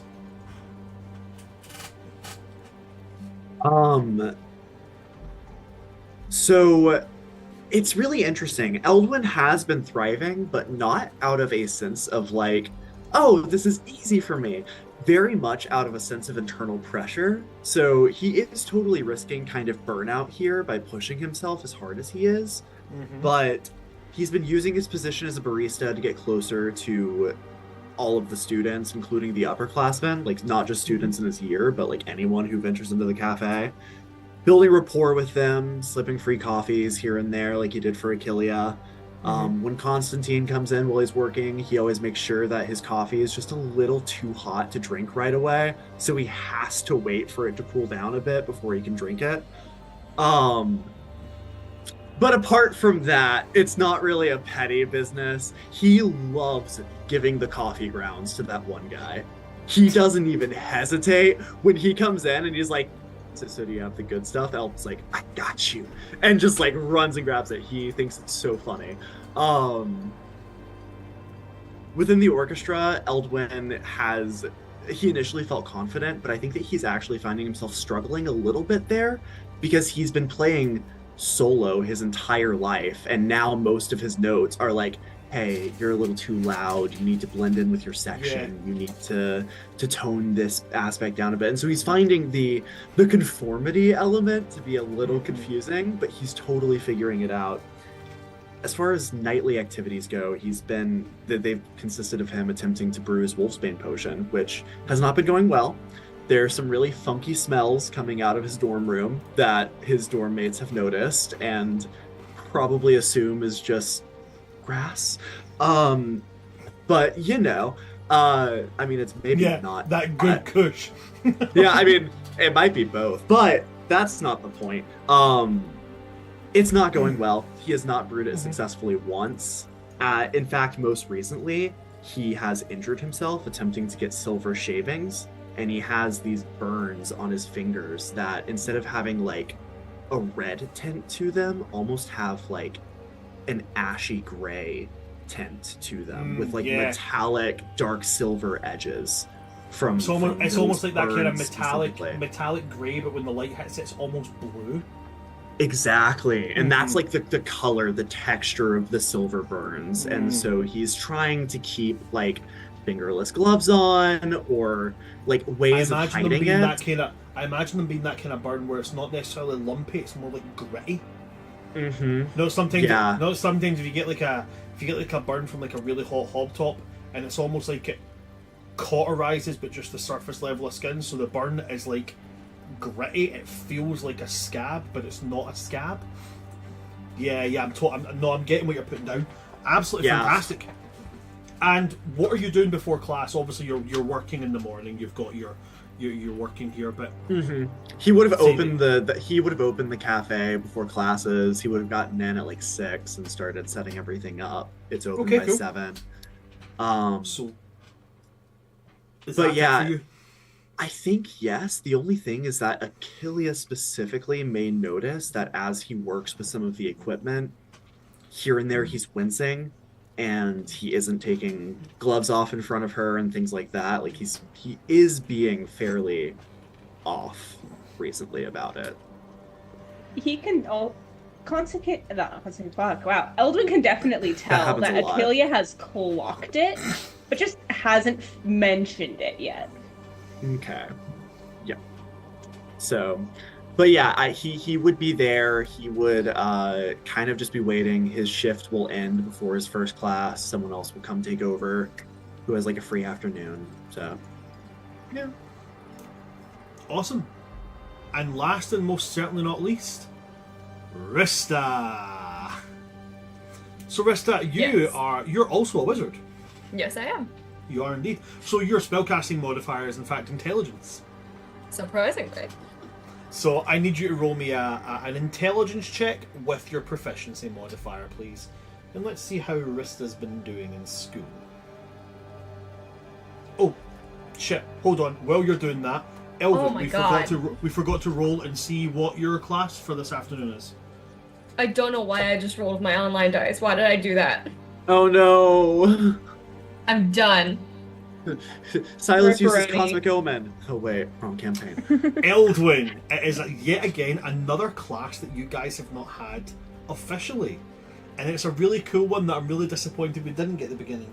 Your class for this afternoon is Occult Magics. Oh, he's dominating. Oh, he's... That's it for him. Yeah, that's his favorite class. Gina, You made Yeah. the silly mistake of rolling online dice. I'll let you roll Yeah. your actual d20. And if it's worse, we just have to accept it. That's it. Oh my god! Is it worse? Is it worse? Brad, you sabotaged me. What is it? In total, it's a 5. No, I rolled a 3, plus 3, plus 2. That is an 8. In total, it's an 8. Okay, so there's good news and there's bad news. Which do you want first? Bad news. The bad news is... I'm failing? No, you've got the lowest grade you can get. You're currently scoring in at a D-. There are no Fs? The good news is you didn't roll lower than an 8, so you're not getting an F. Great. I literally have it as S is a score of 20, A plus 19, A 18, A minus 17. You go all the way down. You eventually get to D minus at 8. Below that, F. You're flunking. The roll I made with my online die was a 10, so it wasn't that much better. A total of 10. Yeah. Oh, well, you would have been sitting at a D plus. It's whatever. For whatever It's reason, Rista. D's get degrees. For whatever reason, Rista, you're coming in at a D minus. Maybe it's just, everything's coming a bit fast paced towards you at this point. Maybe it's just that, your mind is. I can give a theory what's going on. I think Rista is purely just Give me not. your theory. I think Rista's just purely not prioritizing classes right now. I think she's prioritizing her social life. I love it. I absolutely love it. And it makes sense as well because you've taken on 2 extracurriculars. You're a member of the Academy Historical Society, and on top of that, you're also a member of the Cheer Squad.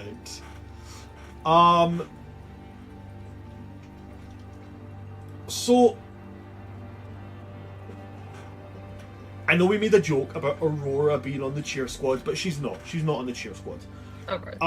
But there is somebody else who's on the Cheer Squad with you that you do recognise. Oh, please give it to me. It's not Felicity, don't worry. I'm not going to be that nasty. But it is somebody... If Felicity was on the cheer squad, that kind of toxicity would be extremely accurate to cheer. Really? Is it actually like that? My experience was. Right. It's not. But it is somebody you're familiar with. When Aurora introduced you to her friend group, and it was all kind of like girls from noble families of different sorts, there was a... I don't know if you will remember them. There was a drow amongst them. Morwen? Yes, Morwen is the other person who's on the cheer squad with you. Do you know what I'm going to do to try and make you feel a little bit better? Roll me a d20, okay? And I'm just going to say above. If it's an 11 to 20, we're going to call it positive. And if it's a 10 below, it's negative. Oh, interesting. 5! A 5? Was it a 5-year-old, Jay? Yeah. Felicity did an audition for Cheer Squad.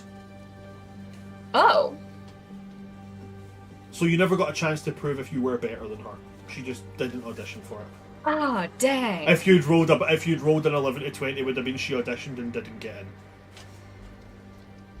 That would have made me feel better, yes. I gave you a shot, like it. I mean, I thought besides coming over there and rolling the dice for you, I can't really do much else here. I thought you were going. I rolled a 5, and I thought you were going to say Morwen hates you. Morwen actively plots your death. That was so Morwen's hard. waiting for you to be at the top of the cheer pillar so they can drop you. So God, I honestly so want oh, to no. see like what position she's in. Oh no! Oh no! you Oh, land. no. Help! You know something that is accurate for cheer, when they do drop a flyer, they make all of the people who hold them, they make them all get on the ground and do push-ups for dropping the flyer. There's punishment So- for that. It is actually something that I'm used to doing, because when you play rugby, you have a position called prop, and basically when they do throw-ins, they My brother's a prop. They throw the prop in there to catch the ball, and we used to get the same thing. If you didn't catch your prop, then you got made to run lengths. Yes. Bran, my brother I is was- 6'5", and he is a prop. That's about average height for a prop. I'll I take know. that. Yeah, My yeah. po- I was gonna so- say like how like for rugby players, like what's that mean? Well, the position I played hooker. Yep. So to give a rough estimation, the hooker is the equivalent to your guy's running back. I'm the small fast guy they get the ball to, and I run like fuck. Nice. Yep. Which was great because I was like 5'7", and I'm also built like a tiny fucking shithouse. So I was just running, and I was shoulder. I was a running back, and I was my own left tackle.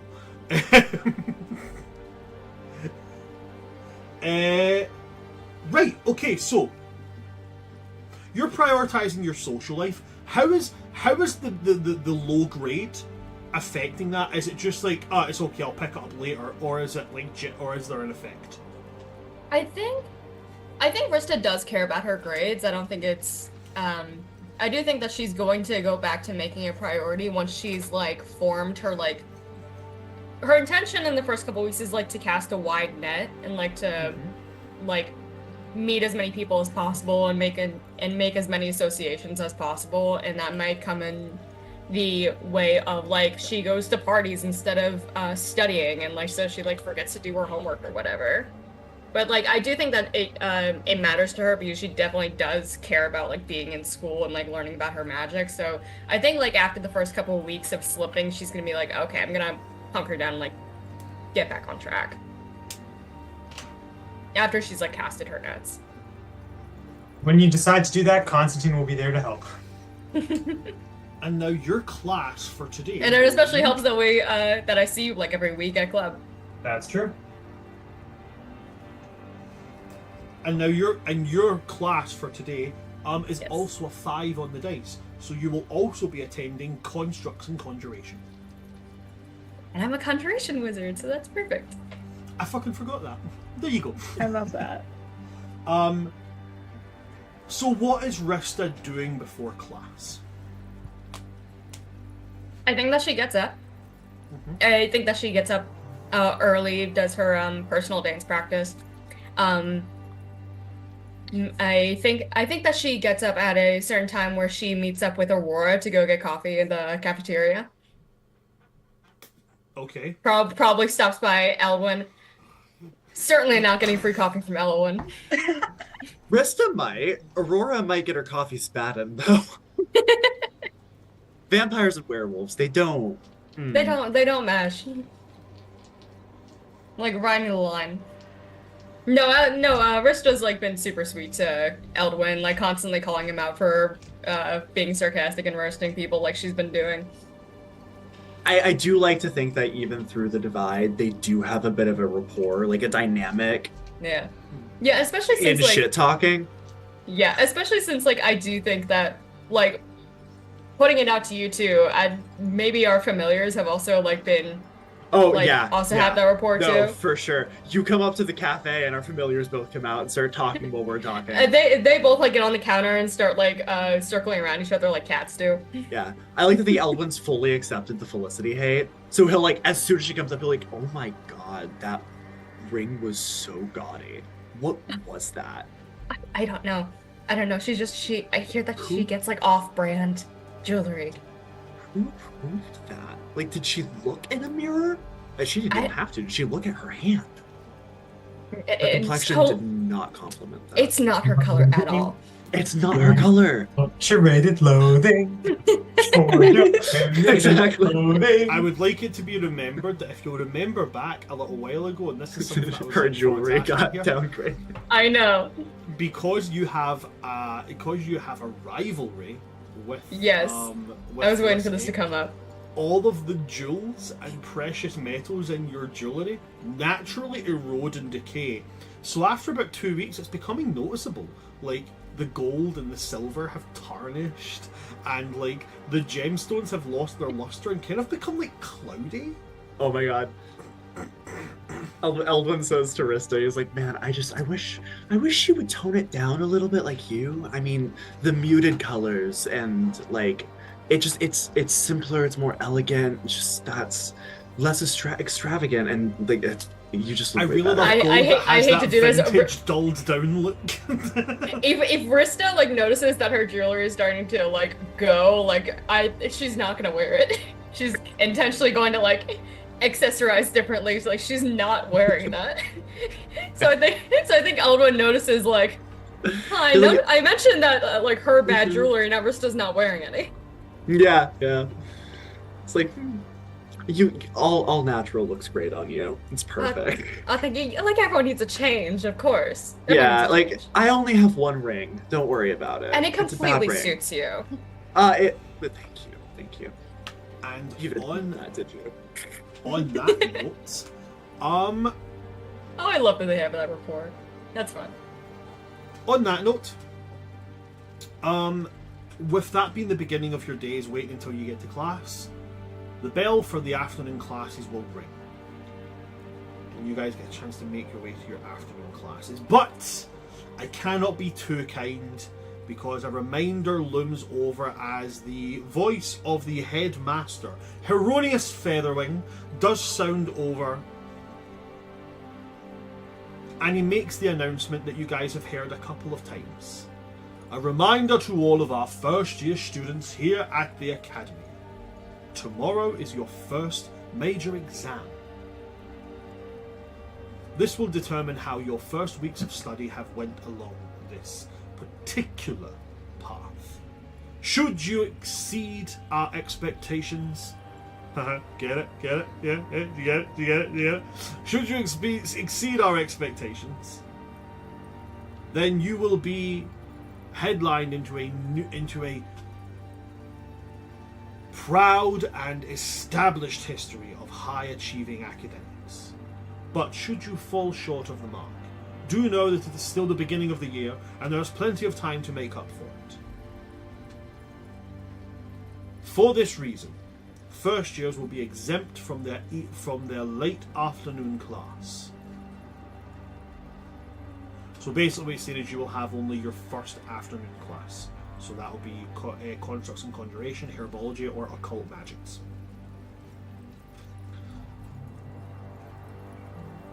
Good luck, and may fair winds guide your wings.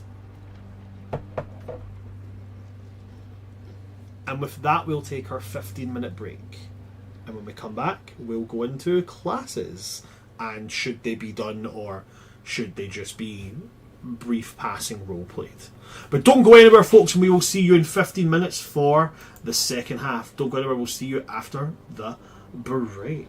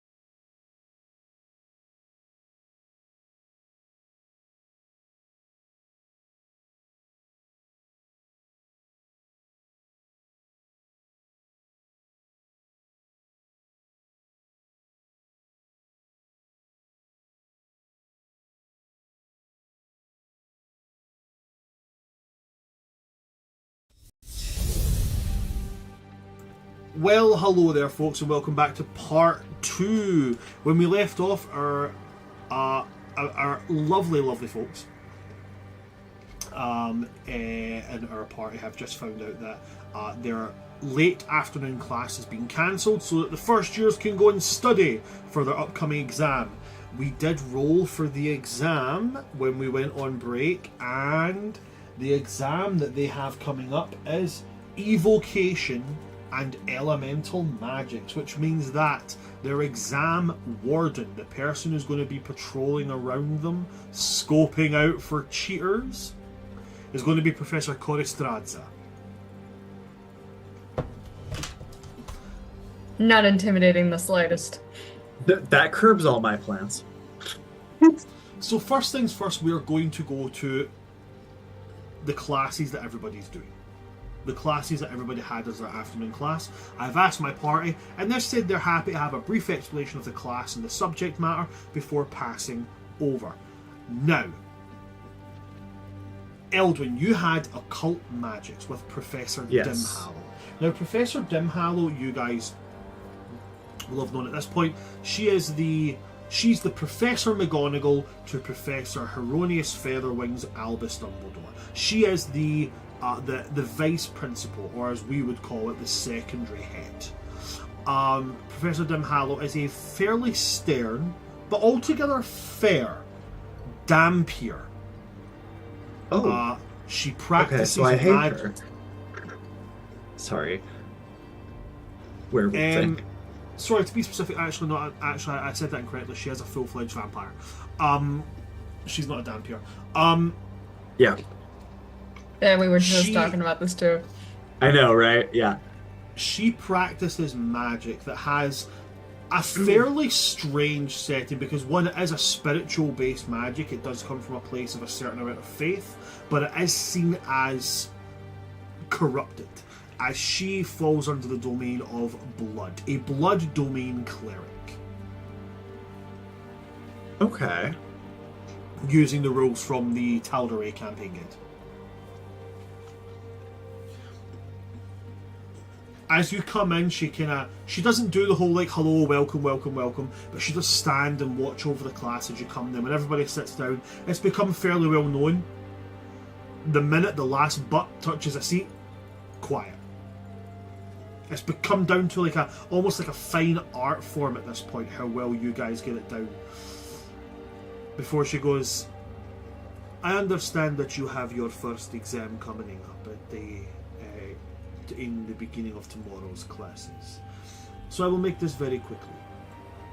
I do not intend to give you special leniency simply because you have your first exam coming up. So you will pay the regular amount of attention in my class. Good. Then she will turn and she will take her method of casting magic, which is a scepter, and she will tap the board. And as she taps the board, sigils and iconography appears. And she says, today we talk about summoning circles and the correct method in which to name and call a being to your service. She then goes through the proper way to make sure that you get what you're actually trying to summon. If you're trying to contact a devil, you don't want to accidentally summon Asmodeus. If you're trying to summon a demon, you don't accidentally want to get Yeenoghu. And if you're summoning a Yugoloth, why? They're pointless. They don't do anything. And what this basically involves is you're given the name of a minor infernal, an imp. You are to correctly transcribe the name, place it into a summoning circle, and using a connection of magic from occult origins, i.e., whether it was like for instance, like a bell, a book, and a candle, using infernal stimuli, summon this creature. So, I need 2 checks from you. Okay. The first one I need from you is going to be a very simple, very basic intelligence check. That's it. Just intelligence, writing out the you know, the correct criteria, the correct name and such. That tracks. Intelligence, that is 11. Okay, and now I need from you an Arcana check. Okay. That's way better. That is an 18 plus 4 for 22. 22. Okay. So your least favourite part of the class, writing. You write out what you believe is the correct way to write out the iconography for this spell, as well as the correct name for this imp that you've been given to summon. Mm-hmm. You then get to the part that you know more about, the physical parts of the magic, placing the correct items, and then the ritual casting of it in itself to summon an imp. Right. Now what I need you to do for me is, this is also going to fall under what I'm going to call a luck roll. Okay? Okay. Now, you failed the first part, Okay. which gives you a -2 to the roll. Okay.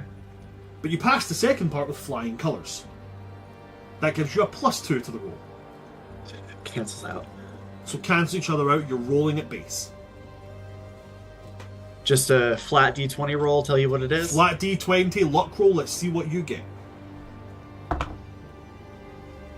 13. As you start the chant in the infernal tongue that you've been given, a head starts to appear out of the circle you've written. A small head, the head of an imp. And then the shoulders, and then the two little arms come out, and then from right behind it just comes this serpentine head made of fire, rippling horns, and starts to bite and roar and scream, and then the circle snaps and all of it disappears. As the target number required was a 14. Okay. Professor Dimhallow is not the one to make any kind of like grim remarks and such. She comes over and just says, "You are almost correct, except for the mistranslation here and here." And she points at the parts of the occult sigil that you've accidentally, you know, they're not a perfect circle or anything like that. It's something small. Sure. Maybe I should have joined the Dead Language Society. Perhaps. But then again, if you joined Dead Language Society, when it comes to doing things that involve nimble fingers, you would not quite have the dexterity that you have been given from doing that. The finesse. I do not appreciate puns. Sorry. Okay, cool. Eldwin takes his almost passing grade and is like, you know what? You essentially get like a B, okay? Yeah. You had everything Yeah. right except one small flaw. Sure. Okay. Elvin Happy with that. antagonizing the vampire. I love it. From there, I want to go to Constantine. I want to go to Constantine in his herbology class. So, Professor Primrose is the friendly, bubbly, bright pink tiefling who kind of bustles about, and as you arrive, you know, she's got an exciting class for today. You're going to be dealing with some dangerous plants, as always, when it comes to herbology. So let's see what kind of plants you're dealing with today. Let's address the herbarium. I love this book. Today you're going to be dealing with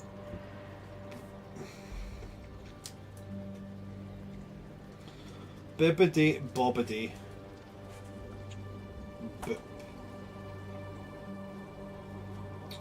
Okay, today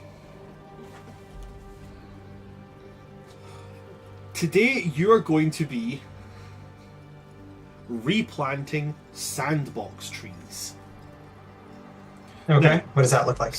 sandbox tree grows exclusively in the tropical region It has a caustic sap, which many of the local people that live on the island, they use it to coat hunting arrows. It grows approximately 130 feet tall, and it is recognisable by its bark. These are only saplings, however, so you will only be dealing with a tree that is roughly 10 feet tall. Oh, only 10 feet tall. The bark is covered in thousands of tiny, dark spines, which extend over its trunk and the branches. Most notable, however, are the fruits. They have the appearance of small pumpkins, but once they are ripe, they explode, firing seeds up to 160 miles per hour in all directions. People tend to avoid the trees because around the time that the fruits fall, they are responsible for injuries and have even been noted as causing a few deaths. Now, Professor Primrose comes around and she gives you all your plants where you have the tree. The trees are fairly slim at such a young age, so despite being quite tall and quite unwieldy, they're fairly light. Moving it from one pot to another does not take a great amount of strength. The real challenge is going to be making sure not to accidentally nick the roots and therefore dissolve the plant pot you're about to put it into, as well as making sure you don't accidentally stab yourself with the tree. Great. Dexterity. That's definitely something that I am only okay in. So the first thing that I would like you to roll for me is going to be a nature check. Okay. Let's see. This is going to be about, cutting around the roots, knowing the shape of the roots and what to expect, and how to get them out safely without any damage. So nature check on that first one, please. Okay. That's a unnatural 20. On a dirty 20, you do kind of manage to, you remember being taught that the roots of these trees are like corkscrews, so that they can gain a real deep grip into the dirt that they go into. Specifically that kind of like, like substrate style sand, where it's less like sand and more like smashed up bits of rock. So the corkscrew roots get really deep, so you know to if you're cutting with quite a bit of room for them to eventually spread out again, so they can take root of where they're now placed. And the next one is probably going to be the one where you maybe dislike me a little bit. It's going to be a straight up athletics check to pick up the tree and move it into a new pot. Okay.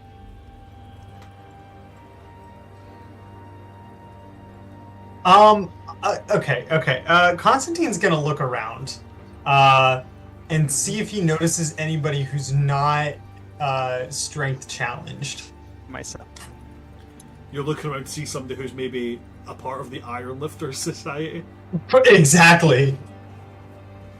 You know what? Roll me a perception check and let's see if you get anybody. Let's have a look. Okay.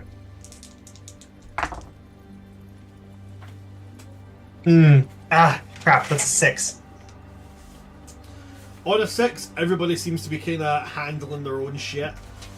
You seem to be the only one who's having any kind of like separate thoughts of like, I might not get this. Is there anyone around me that, like, not even looking for, any buff individuals, just, is there anyone around me that I recognize that, like, I know their name? Yeah. At this point, you know most of your fellow classmates. The ones that are probably a bit more common to you, that you know a bit more, is, so you know Brunovan, who is the large, he's the Furbolg. Say less. I'm gonna walk up to him. Okay. Turns like you. Oh, hello there. Are you right there?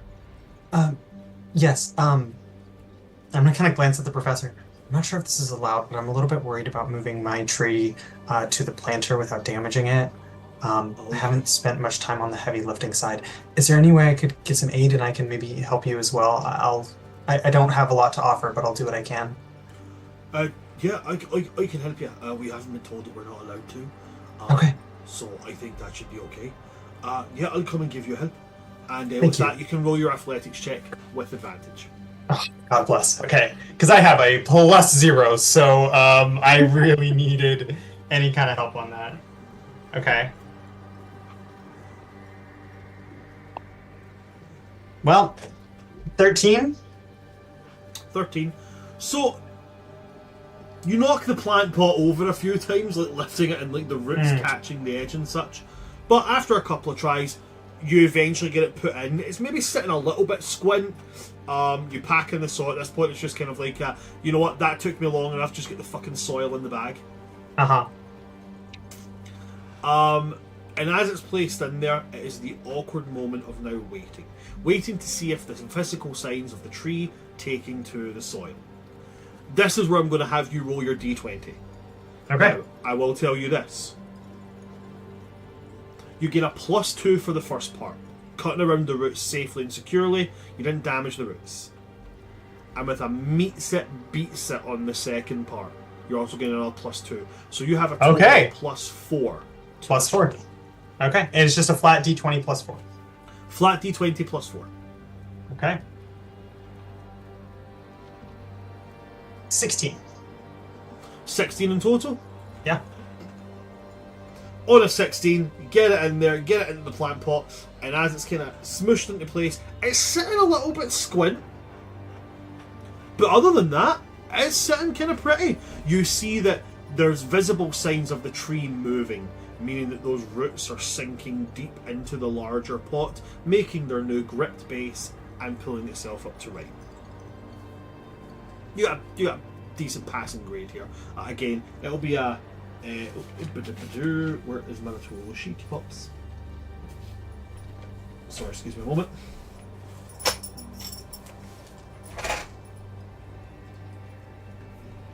You will get a passing grade on that one. It is a it will be an A on that one that you're going to get on that one. Hey, I'll take it. Can I speak with you said Brunavast? Is that correct? Brunavan. Can I speak with him after class? Yep. What do you want to speak to him about? I'll just, thank you for your help. Probably would not have been able to do nearly as well without your aid maneuvering. That's absolutely the right. tree. I don't mind helping people. I like working with plants anyway, so it's all good. I'm glad to hear it. Is there anything that I can do for you? I hate to leave a favor unreturned. There is actually something that I would really appreciate if you're all right with doing it. If it's within my power, I'll grant it. I'm not doing too good with, the whole environmental, elemental magics, sorry. And I'm a little bit nervous about this exam. If you hear about any study groups, would you mind giving me a shout? I'd really appreciate it. Absolutely. To be honest, I'm not doing as well as I'd like to in that class, but I'm currently doing adequately, and I was looking about getting a few of my acquaintances together to study, so you're more than welcome to join when we do. Oh, that'd be grand. Thank you very much. I'll come and find you later tonight to study. Sounds good. Okay. Fantastic, Constantine. And we now move on, last and most certainly not least, to Achillea and to Rista. Now, Achillea and Rista.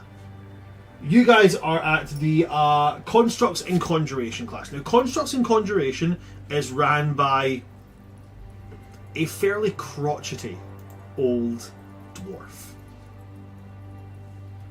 His beard of this kind of dark mottled near black but with like a tint of red in it, which eventually spreads to being almost like embers at the edge, like very visibly like burning at the edge. And the same with his braided hair denotes him to be a magma dwarf. Okay, deep red skin as well, very much like Rista, very much like your friend Corilla, the dwarf girl that was amongst the group that Aurora introduced you to. Very much the same type of dwarf as her. Magma dwarf, deep red skin, bright hair towards the edges where it looks as if it's literally on fire. He's also got some metal parts of his body replaced, including an eye which swivels around in all kinds of crazy directions, but doesn't do anything weird, like looking through things in a classroom full of students. You fucking moron. But anyway, as it kind of swims around and he talks, he as you all come in, and he's a very friendly dwarf, but he's got that kind of grumpy old crotchety type of voice. You come in and say, welcome. Okay, everybody in and sit down. We've got quite an exciting thing today. Today we're going to be working on conjurations of constructs within an elemental stabilized field. Now, and he goes into this whole spiel about how when you talk about constructs, elemental doesn't just mean fire, earth, wind, and water. There are all kinds of elemental variants when it comes to how a construct can be summoned. You can have psionics, you can have oozes, you can have golems, you can have insert thing here.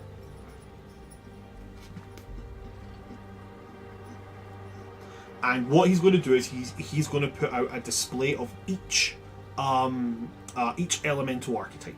Okay, you are to pick one, and using the correct, essentially, way to build, you're going to create a construct and you're going to animate it, give it life, put magic into it, make it move around in some funny way. Okay. All right. As he puts them out on the tables, you have a selection in front of you. Each of you gets like a tray with the different options in front of you. The options you have are a bowl of water, a ball made of just a rock, a fan, a candle, a small brazier which is lit, a knotted ball of weeds and thorny briars and such. And the last one is a solid chunk of obsidian. Apilia beelines for the plants. Okay, cool. So from the tray in front of you, Achillia, you take the ball of kind of messed up, knotted up briars and such, yeah? Rista. What is a brazier? A brazier is like a small metal. Imagine, think of like a small metal bowl. Yeah, like a fire pit. This one looks more like a bowl with 3 legs, and it's got some kind of like liquid on the inside of it, as well as some kind of powder, which is keeping a flame burning inside it. Okay, I'll go with the candle. The candle. I fucking hope that somebody would pick the candle. Okie dokie.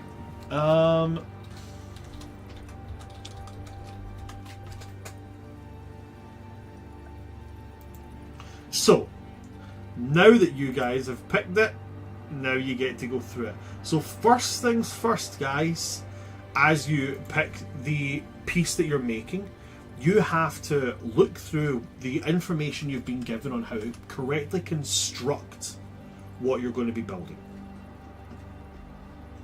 So that's going to be an Arcana check. I have some guidance on myself. You're giving yourself guidance, absolutely fine. And quick question about the student dice. Is that a once per day kind of thing, or like how often can we use that? Once per long rest. Okay. So, for instance, because you're part of the academic society, you do have one you can use for Arcana. You can use it here, but you won't be able to use it again until you make that long rest. So, AKA, I can't pull an all-nighter tonight if I want to use my student dice tomorrow. And no, if you want to use your student dice tomorrow for your exam, you cannot pull an all-nighter. That's You would have to overly. do a long rest. Well, let's see if I'll even need it right now. You said an Arcana check? Arcana check.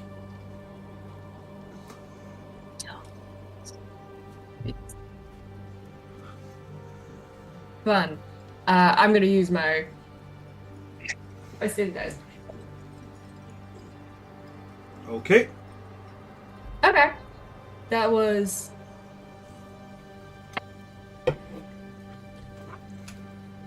I rolled a...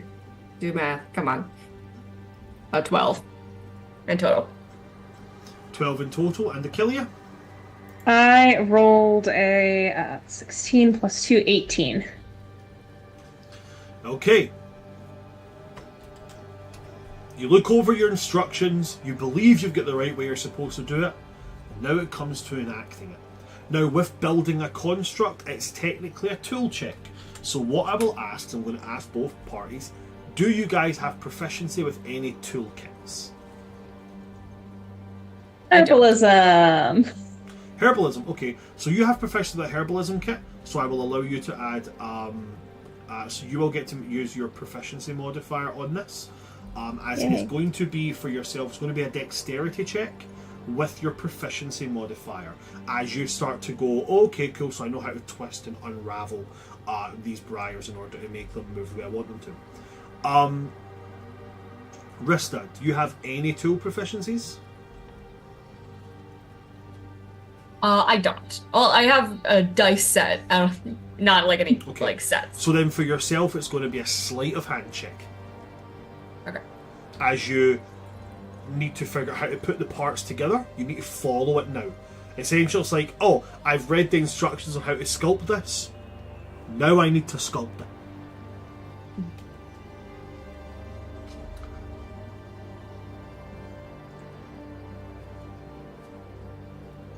That's a Achillia? 13 for me. That's a 13 in total for you, Achillia. Natural 20 for a 23. As you're both piecing them Lance. together, Achillia, on both counts, you will pass the two checks that are needed, and Rista, proving yet again that roleplay really does come in incredibly well, you're going to just pass on both of those. As you fight with this candle and try to push it into being a lump of wax that you can put together to make some kind of construct. How well that pays off, who knows? Now you both need to roll a d20 and add 4 for 2 successes onto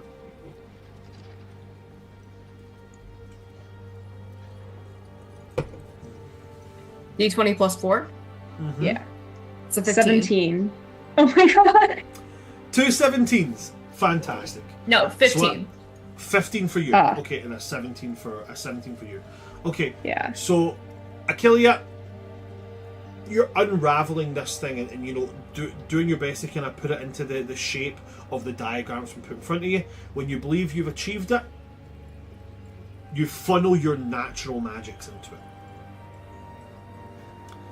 And this little viney construct pushes itself up and looks itself over, looking up at you, and just stands watching you, waiting to be told what to do, as you have created a small plant elemental.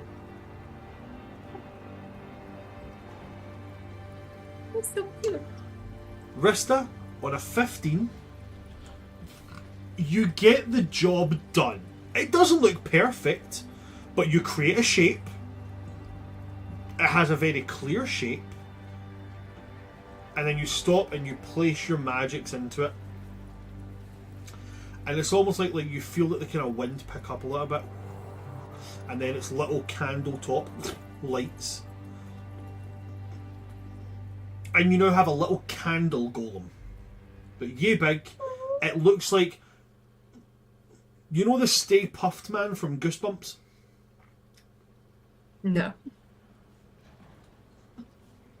I don't know how to describe him. Look up Stay Puffed Man from Goosebumps. Okay? It looks like... Oh, well, wait. Have you ever watched Doctor Who? Does it look like the adipose? The adipose. Have you seen the Michelin Man? The tire guy. I'm just looking up Stay Puft Man. Oh yeah, I've seen that guy. Okay. Now imagine... Did you mean how... Ghostbusters? Is that not You what said I said? Goosebumps. Goosebumps. Did I say Goosebumps? Okay, I meant Ghostbusters. Sorry. I was gonna say, I know this guy. What you should look up, because it's actually a better image, because he's got too much of like a solid shape. What you should look up is look up adipose Doctor Who. so cute, but also terrifying Yeah, in kinda. context. Adipose. It's what Ozempic wishes. Oh it my could do. god. He's a little scary looking thing. Yeah. A little bit. So it looks like that, but with like a little wick and a little flame on its head. And it just kind of like when you make it, because you just about get it. It kind of just sits on the table in front of you, swaying side to side, and just looking at you like, ah. Hello, little guy. As you do I successfully put my make it- finger to put my finger next to him so he stops swaying. Okay, you put your finger, it kind of stops, stares at your finger, and just kind of leans towards it. And as it leans forward, its head touches your fingertip. It doesn't stop, it just keeps leaning forward, so he's got like a fingertip dent in his forehead. Fine. And then you go no, and he pulls his head back, and it's just this divot. You know, like when you've got soft wax, and it's just a divot in its forehead. I take my thumb and I rub it smooth again. Okay, you rub it smooth, and it's like. He moves with it. You're both gonna pass on that. Ren, you're gonna get an A on that one. Rista, you're gonna get a B minus. Fantastic. I just wanted to pass. Sorry, not a B minus. That's a 17. Is a B plus. Yeah, B plus. Sorry. Yeah,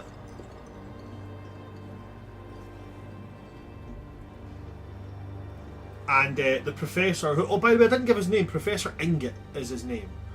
As the professor's going to walk around, and he takes a look at your course, it's like, Achillia, fantastic as per usual. It's a great show, truly. Not a fan of plants as constructs; they tend to burn quite easily, but still, very well done. He comes to yourself and he goes, Rista, it's a sparkling attempt, it truly is. All that's needed is just a little bit more finesse in how it's constructed, but it's got 2 arms, 2 legs, and it's not too bad on the eyes either. So, well done, very well done. And then he walks over and there's just the sound of like, it's not supposed to have 3 heads, you moron. And he walks over and goes and deals with another pupil. Anyone else He's getting had 3 stoic heads. vibes from this guy? A little bit. Yeah. Oh, I am. that's nice. Getting who vibes? Stoic? Stoic. From How to Train Your Dragon. So just because he's a Scottish guy, is that it? No, it's more than that, I swear. Is it also giving Merida's dad Beard. vibes? It's Is the it also beard. giving anybody from Brave vibes? You know, haven't seen Are Brave you- yet, so. Are you just being slightly stereotypical? Listen, I'm not the one doing the accent, Bran. It's my own fucking accent. No, I'm not there's a doing voice to it. Y'all have to. There's a voice to it. There's not a voice to it. I just put a bit of gravel in the back of my throat. That's Yeah, and that's what Stoic That's does. the I don't know what voice to to tell it. you, man. So you admit it's fake. Okay, so Scots when they come out, going can to finally from drop the under the ridiculous school. accent. Roll initiative. Yeah. So you all finish your afternoon classes on what I'd say for everybody is fairly positive grounds. You know, I mean, first anything beyond a D minus is pretty much great for you. I'm just everybody's happy my kinda- construct was alive. Yeah. I will let you guys, for those that did constructs and conjuration, I will let you guys choose if you want to keep your little thing. I'm absolutely keeping my little guy, and I'm gonna have my little guy go live in my plot on the garden. I'm What's gonna actually what's the look alternative to underneath. keep it? Do I have He to gets kill it? melted down. It's deconstructed. It's reused for supplies for the next class. Oh god. I don't think Krista would keep You guys made I don't wanna it kill way it. darker than I was gonna make it. Like way darker. What's The next the person may reality? make it better. The reality is just they would Just melt. function. They would function and then they would just like melt away. These will count for you guys. It's not going to do a whole lot for you. I'm going to be really honest. I will let you guys use these as what is essentially homunculus. Mm. They are next to useless. I'm gonna be so real. I don't think Rista would keep hers. There's just this little candle golem just wandering around. Okay, cool. I'll take a note of it. There is now a candle golem just wandering the halls of the academy. Oh, what the professor doesn't even keep it? Wantonly lighting things on fire by standing underneath them. Oh god damn it! I'll let it stay in my room. Yeah. I'll let it stay in my room. Oh my god! Then it only burns down your room. Be careful with candles in rooms. I have a little. I'll bit of make sure experience everything with is those. fireproof. Yeah, God damn it, I Achilles is just have, just like, going a to be a teeny tiny little glorified guy. scarecrow. I just have a little guy. Oh my god, we cannot let our homunculus next to each other. We cannot let our golems next to each other. Mine will burn yours alive. On the Right, way to lives the in the garden, garden. on the way to the garden plot, Rista's one is absolutely fine. Gets in straight at home. Sorry, Achilles one. Rista takes hers home, and it's on the way there. For some reason, it's learned how to somehow sing along to "On the Good Ship" Lollipop. So it's just like. God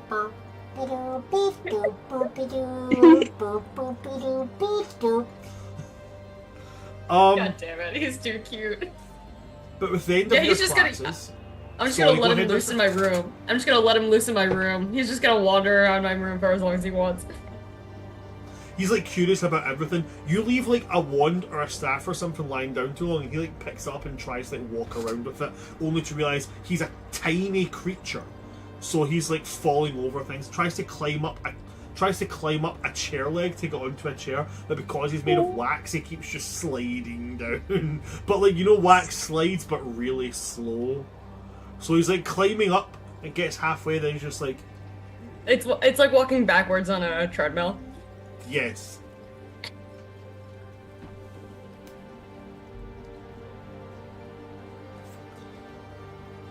With you guys all having done your classes, now comes to the part we've all been waiting for. Studying. Studying for your next big exam. So, it's on elemental and evocation and elemental magics.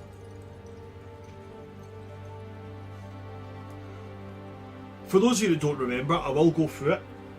It has been some time since we did it, so there are 2 phases to doing a test.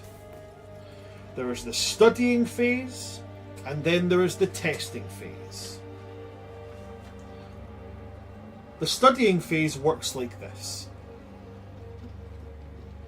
You make a check. Now you decide what ability check you want to make, as long as you can justify to me that it is somehow you studying.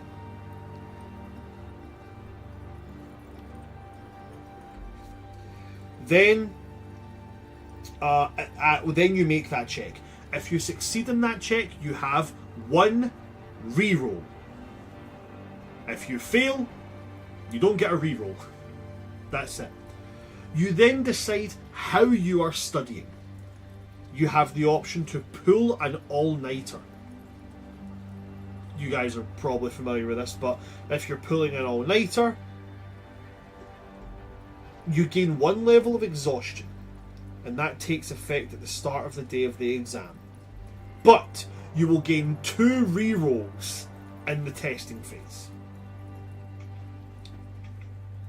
You have studying together, which is where 2 or more of you engage in a study group, and every participating character has advantage on their ability check during the studying phase.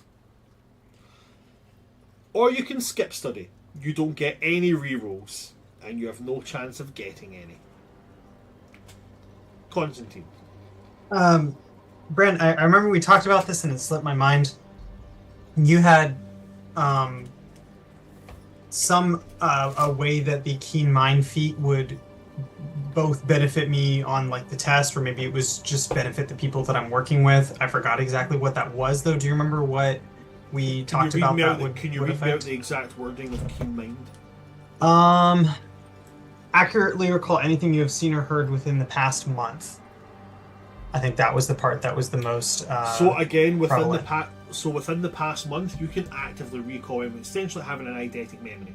So Right. what I'd said for that one is that if you're studying together, that not only would I give the advantage on the ability check for the studying phase, I would allow it to give them an additional reroll when it comes to the testing phase. So everybody gets advantage on studying, or everyone gets advantage on the study roll, and gets an additional reroll on the test. So we'd have 3 rolls for the test if we all study together. If we all pass our checks, if we all pass our study If checks, you all pass and your checks, you'll get 1. If you study together, you will get another 1. Because of your keen mind. So you would have 2 rerolls. And that's just for studying with Constantine. 1 from the studying phase and 1 from the roll for the studying phase, and then 1 for studying together with Constantine. Okay. Is the only study alone option pulling an all-nighter? Pulling an all-nighter is the only studying alone, or skipping studying. You don't have to pull an all-nighter if you study alone. Because you can also study alone, and you just won't have advantage on the study check. Yeah, Correct? you could also Yeah. you could also thematically do the skipping studying as studying alone, but if you choose to study alone, You still get to roll a check. You just have to you succeed still on have to roll a check. You just have to succeed on it. If you don't study, you just don't get a chance for a reroll. Okay.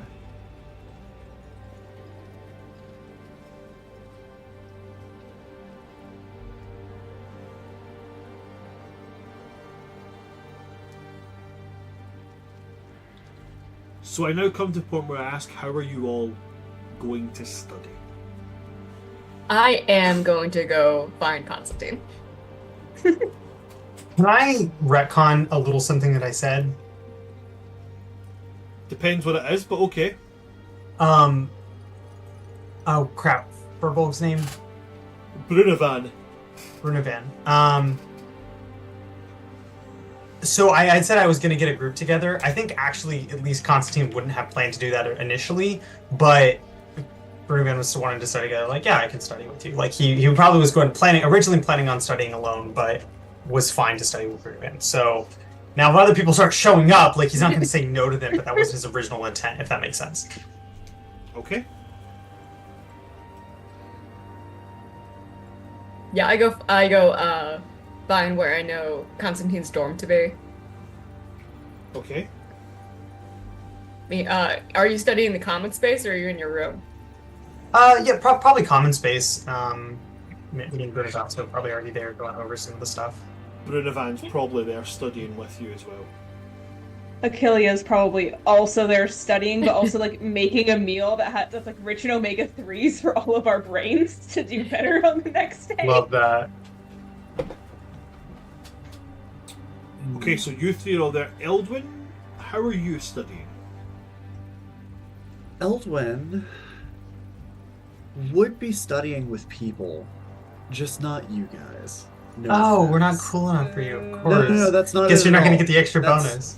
That's not it at all. So, I mean, also, I hate you. But no, so Love you too. Eldwin would probably ask for some kind of permission to use the cafe and Ooh.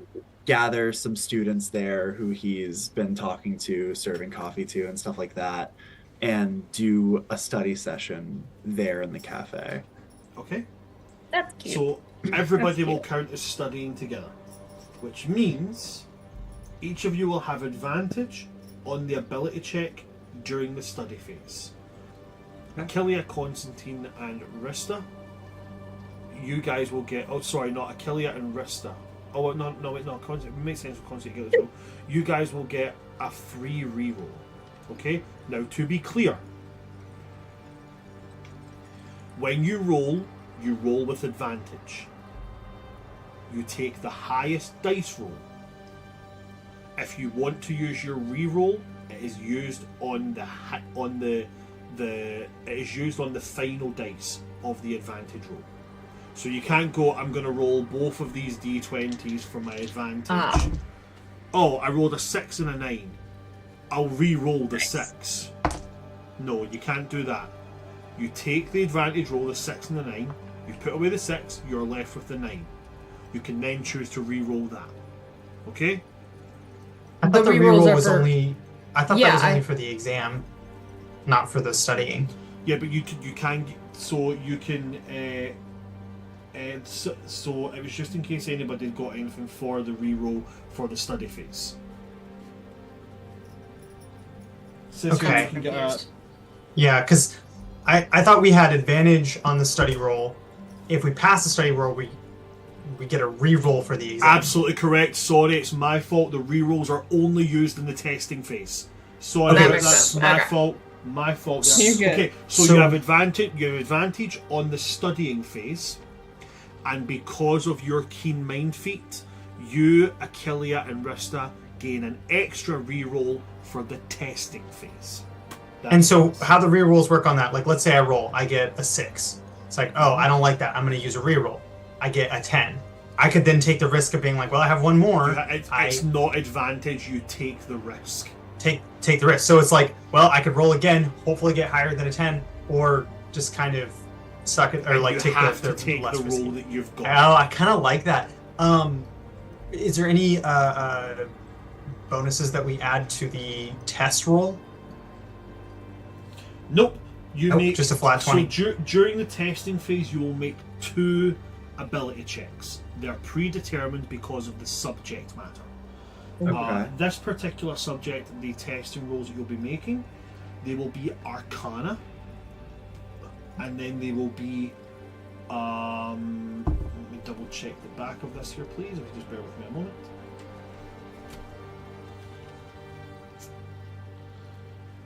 You will be making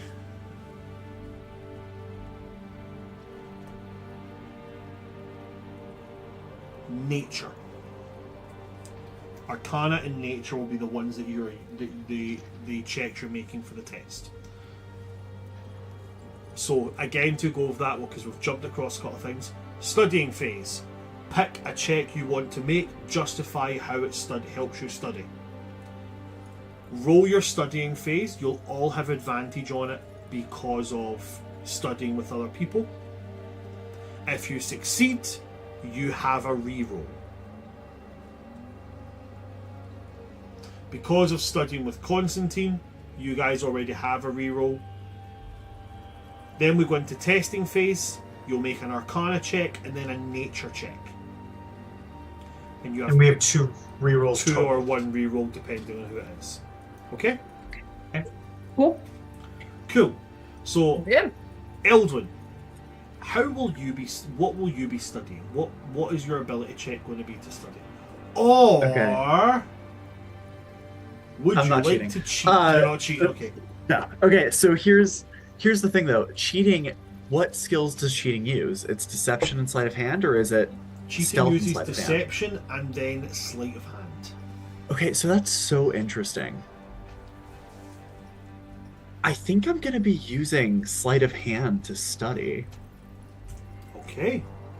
This is kind of niche, but I think the idea To here practice is that- cheating. No. I think that Eldwin's magic is chaotic and imprecise sometimes. And so he's actually focusing in on honing small individual movements, like the pattern of a flame or the exact arc that a spark of lightning takes, things like that. Like he's focusing in on fine. Studying the semantic components for the spells that you're using. Okay. Yeah, cool. I'll take that. So if you could roll me your sleight of hand check, please. And this I have advantage on, right? You have advantage on because you're studying Okay. with other people. Perfect.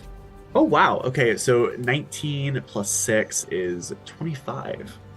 So Eldon, you've succeeded on that, which means that you will have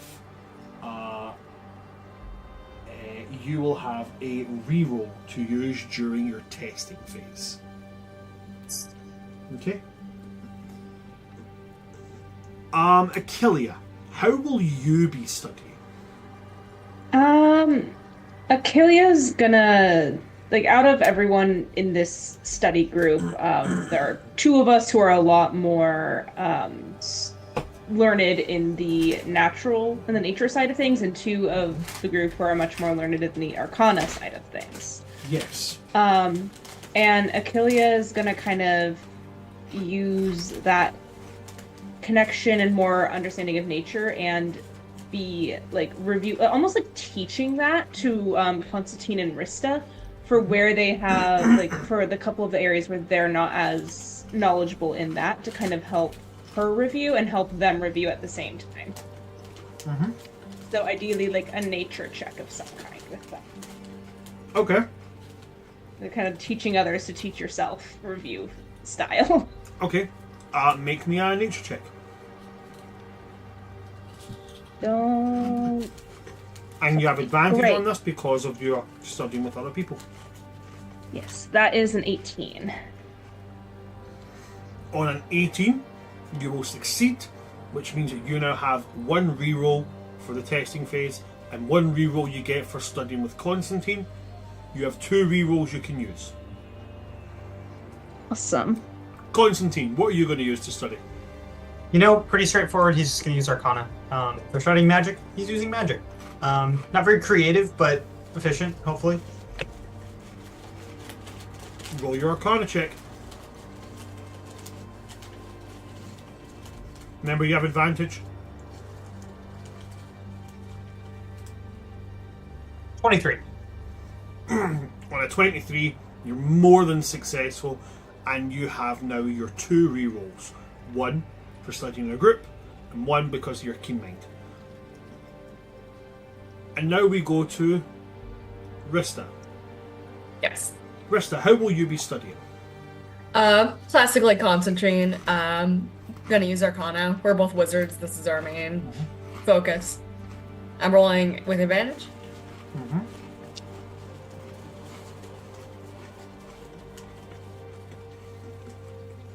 So I rolled a 2 and a 4. Oh no. That's fun. For a total I of add Arcana, which is +5, so I rolled a 9 in total. 9 in total. So, on that 9, you are going to fall short of the mark. So you only have one reroll for your testing phase. Yes, Constantine? Still good. Totally okay if not, but I'm just going to throw it out there. Would Constantine notice that, like, out of everyone that he's studying with, like, Rista's not picking up on it? No, you can't. There's no way to help on it. Okay. That's fair. Even still, I don't think, just in game, like, I don't think Rista would make it so obvious that she's struggling. I think she would try to embellish a little bit. Fair. I think she's a little embarrassed, to be honest. She's falling short on elemental magic. This means, Rista, that you will have one reroll for your testing phase. That's still good.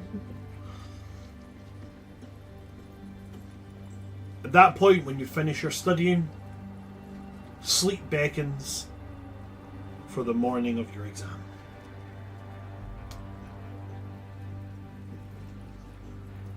All of the first years trudge dreadedly towards the testing hall, where you can see that glowing face of Professor Coristradza standing on the stage and waving at you all as you come in. Some look nervous. Some are excited. Ilarin Willowwind has definitely fainted.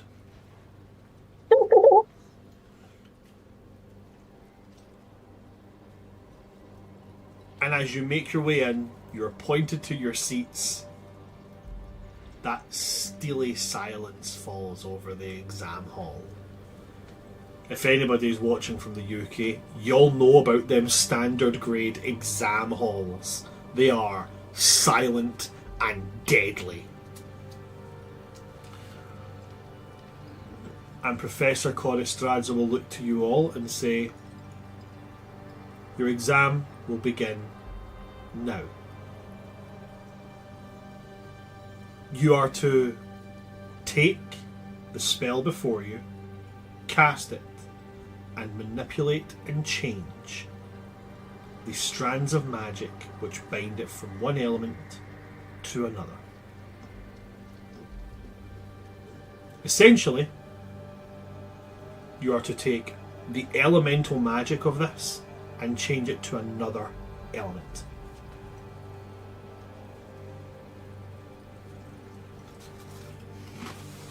Grant, can I get advantage on that since I usually do that already?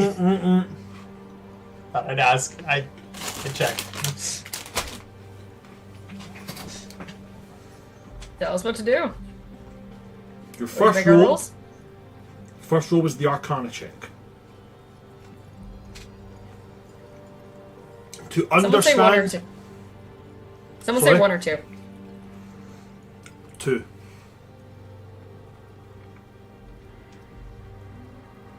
What are we gonna say? The Arcana check is for you to understand the initial magic you're being asked to channel. If everybody can make their Arcana checks, please. It's cocked. I'm gonna use a reroll on that one.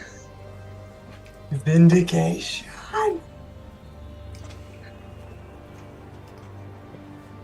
It's a new day, so I can still use student dice. Right? You can use your student die on your studying and testing, yes. Yes, Eldwin? You're muted, buddy. Did you mention some kind of boon for Constantine before the break? I think that was the study group thing. For studying Yeah. with Constantine, because of his keen mind, he remembers everything that he has seen or heard in the past month, in the past 30 days. So if you study with him, you've essentially got a walking textbook in front of you. Sure. Okay. I like the idea of like Constantine just reciting entire lectures. Like, and they're like, no, rewind. Like they're just using him as a recording. 0.5 speed. So, Eldwin, what did you get? Total for Arcana, we're adding our bonuses for that, right? It's not just a flat roll, or No, it's not a flat roll, so you roll your okay, good. Arcana. Okay, then it's a 17. Okay. Achillia? 11. It's better than what it Constantine? was before that. 27. Rista? 16. 16. Okay. Eldwin, Rista, Constantine. You guys managed to successfully identify the spell that you're trying to... The elemental type of spell you're trying to summon. And you summon into your hand a mote of flame. Achillia, for some strange reason, you can't figure out the elemental glyphs that are in front of you, and you take a pot shot in the dark, and you have a floating ball of water in front of you. Perfect. I see nothing wrong with this. The majority of people in this hall have got fire. Some have water, some have got little clumps of lightning. For some reason, someone has a squirrel, which has caused Ilarin obviously to faint again. Poor guy. Imagine that. Use this elemental spell, accidentally conjure animals. I think I got this wrong. Everybody knows the classic elements of fire, earth, water, and squirrel. Oh yeah. Yeah, My everyone favorite element. everyone knows the answer to the Pythagorean theorem. It's Abraham Lincoln. Of course it is. Obviously. Yeah. And now it comes to the nature check. The nature check is to understand the natural elements that flow in the world and what it takes to move one to the other. The process through which fire becomes water, or the process through which water itself becomes air. How you make those leaps. As soon as you're ready, nature checks. Using my reroll. That was a 4.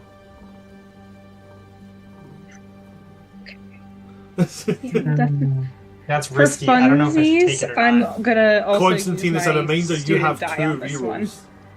Yeah. Ooh, 17. Do I re-roll or keep it? I'll keep it. Keep it. Oh, wait, 17 on the die or 17 total? 17 total. 12 on the die. How many rerolls do you have? I also Two. rolled a 12. I don't think I'm going to risk it. If you have the 2 rerolls, like, what's... What's the Yep, chance of two. rolling Odds. lower on both? Well, so 17 is a pretty high number. Like, we're level 2. Rolling things like 27 isn't normal. That's like a nat 20 roll. Yeah. You know, Right. like, I- 17's a reasonable threshold for success. Would Constantine go for it? Would Constantine want to Constantine get that? accept that? Constantine, Would go for it. Constantine risk Would getting a Constantine bad grade to be stay the best? safe, or would he want to push? Pushing. Yeah, Okay. do it. Watch him roll 2 nat ones. Yeah, no, seriously. Okay, worse. This is 7. Okay. Rolling again. Oh, I'm stressed. Second stressed. reroll, second Good reroll, vibes, buddy. good vibes. Good vibes, good vibes. Okay. Worse, but only by 1. That's a 16. Okay. Okay, Okay. so a 16 on the nature check for Constantine. Achillia? With my student die, that's a 23. 23. Nice. Eldwin? With the reroll, it is a dirty 20. Dirty 20. I don't think I'm gonna use my reroll. I got a 15 in total. Eldwin. Achillia. Constantine. And with the meets it, beats it, Rista. Yay! You will all succeed on the nature check. Now, what that means is this. Nobody failed both rolls, so we're all good there. Now, Achillia, Mm-hmm. you didn't get the initial part right, as you brought into creation the wrong element. Oops. But you do successfully manage the conversion of, okay, now I need to move this to another. And as you do that, you pass this water through an elemental shift in its state to become a pulsing ball of lightning. Achillia, you have passed, which means you gain 1 student die. Oh, yeah. Eldwin, Constantine, and Rista, you guys passed both. Summoning the correct element to begin with, fire, and converting it into the correct element, lightning. You guys aced your exam. And so because of this, you have 2 student dice, which you can add to your general pool. Do those go away after use, or do those stay? So Like, you just get those every long rest. So no, they come back as well. So as a reminder, the ability checks that they can be used for are Arcana or Nature. Okay? The student die that you get for your exams can be used for the checks associated with the exam. Okay, got it, Okay. got it. So, So- we got because I passed both parts. I now have a student die in Arcana, and nature. Nature. You have 2, So because I 2 student die. Oh, and it 2 can in be Arcana used for and- either check. Yeah, so right, Okay, I get it. let me explain it one more time, guys, okay? If you succeeded on one of the rolls but failed another, you get 1 student dice from this exam. If you passed both rolls, you aced the exam, so you get 2 student dice. Student dice can only be used for the tests in which they are gained. Okay, so you rolled Arcana and Nature, which means the 2 student dice you gain from this exam can only be used for Arcana or Nature checks.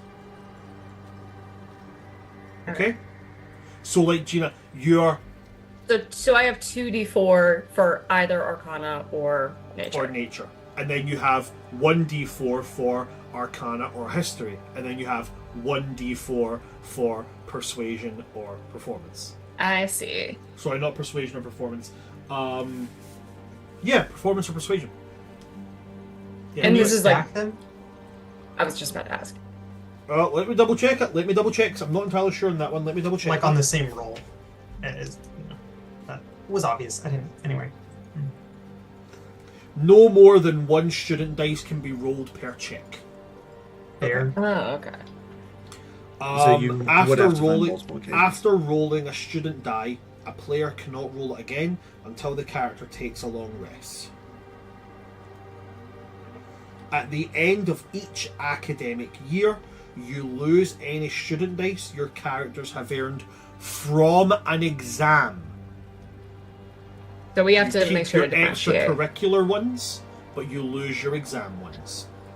Expires at the end of the year. Does anybody have any questions on how the student dice work?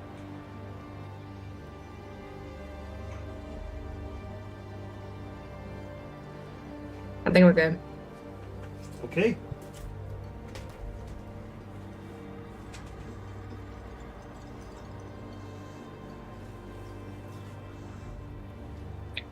The exam takes roughly 15 minutes for everybody.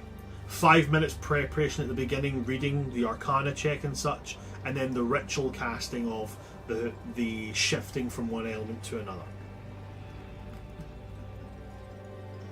After those 15 minutes, there is a sense of palpable relief as most of the people in the year succeeded on this test. So most of them passed. Quite a few aced. Sadly, there's a couple of people who definitely failed. Ilaran fails by default because he fainted because somebody accidentally summoned a squirrel. Poor guy.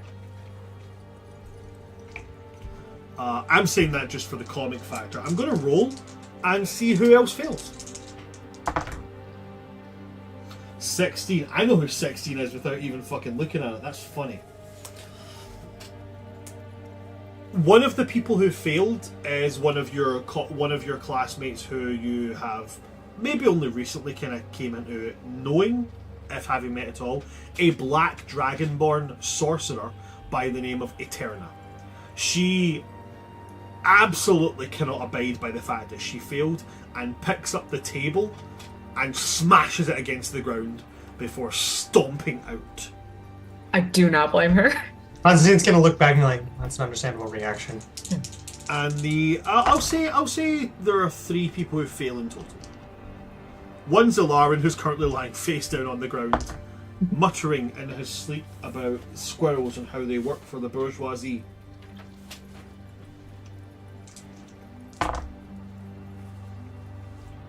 And then we have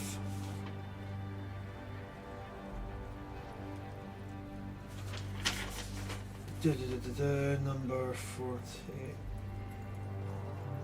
Okie dokie. Achillia, you will be very, very glad to hear that the mushroom druid also failed. Oh man. Damn. She doesn't really get angry so much as gets kind of embarrassed, and mushrooms just start popping up around her feet. Oh. Alright, girl. At which point you guys are dismissed from class, and Professor Correstradzo will just kind of like, could somebody get the nurse, please? I do believe Master Willowwind has fallen asleep and is currently running away from squirrels. Yeah. But as you leave, he does kind of look over you and is like, well done, very well done. No, very, very proud, very proud, very proud. Well done, well done, well done. after the test, I intentionally, when I pass the teacher, I intentionally go up and thank him for his instruction over the last few weeks. I don't. I know, right? Eldwin will comment, I don't know how you make that look so easy, Constantine. That was challenging. Well, I wasn't exactly thrilled with how I originally performed in that class, but after studying for 2 weeks, it seemed to come relatively easy. I've always had a decent time recalling information. Applying it, not always the best, but luckily it just came to mind when I needed to. Not just that, you're switching damage types, or element types. You do that so easily. Like it's nothing for you. It's way harder for me.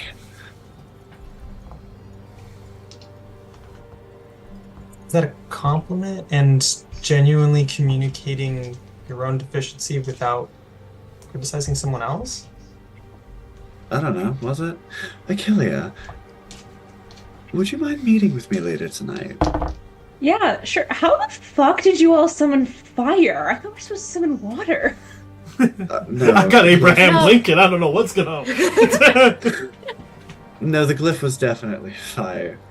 No, like upside, like the glyph like slightly upside down can look like water. I think that's where you messed up. I do tend Oh, wait, to no, you're read right, 'cause things they're upside opposing down. elements. Yes. I did always have that problem in studying Primordial at home. I should stop reading upside down.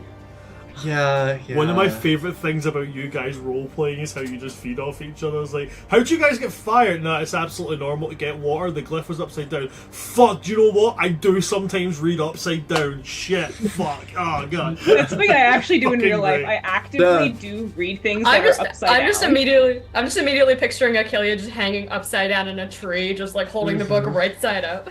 Yeah. No, I've just got that yes and improv kid in me.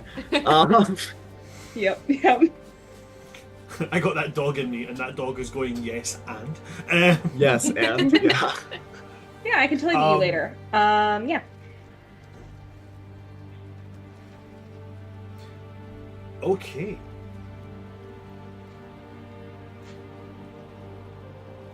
Do I do it now? Yeah, wait. I think I do it now. I think I'm gonna roll. I'm gonna roll and see if I do it now. Are you doing a cutscene?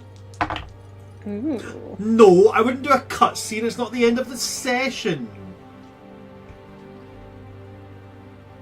No, I wouldn't. I mean, I would, but I won't. No. So, as you guys come out the hall, when you're all standing talking to each other, and you know everybody's got their own kind of little groups all gathered up.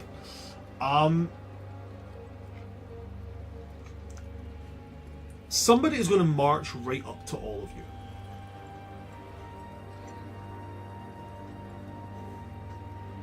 They're not a student.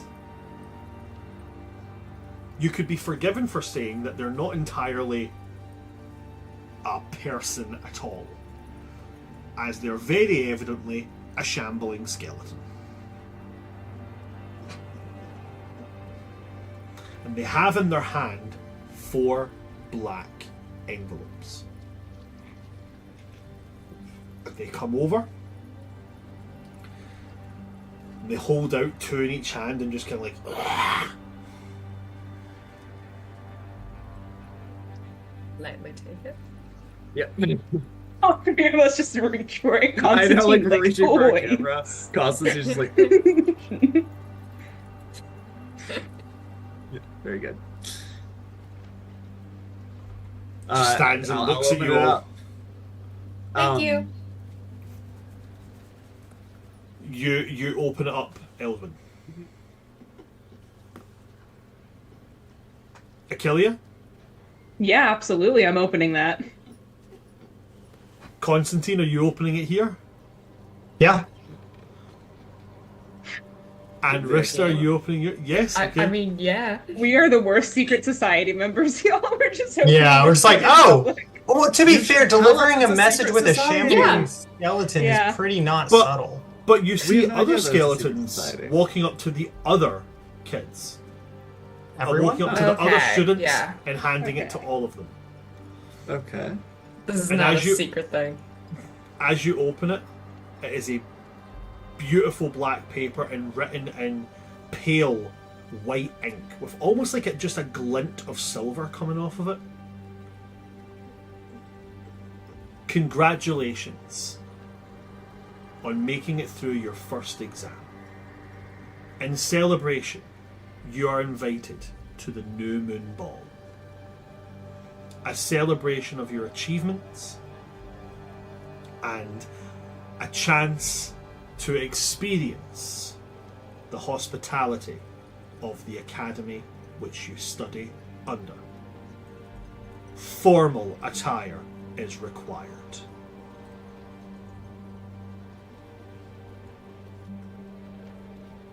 Yours in moderate acceptance, Professor Dimhallow.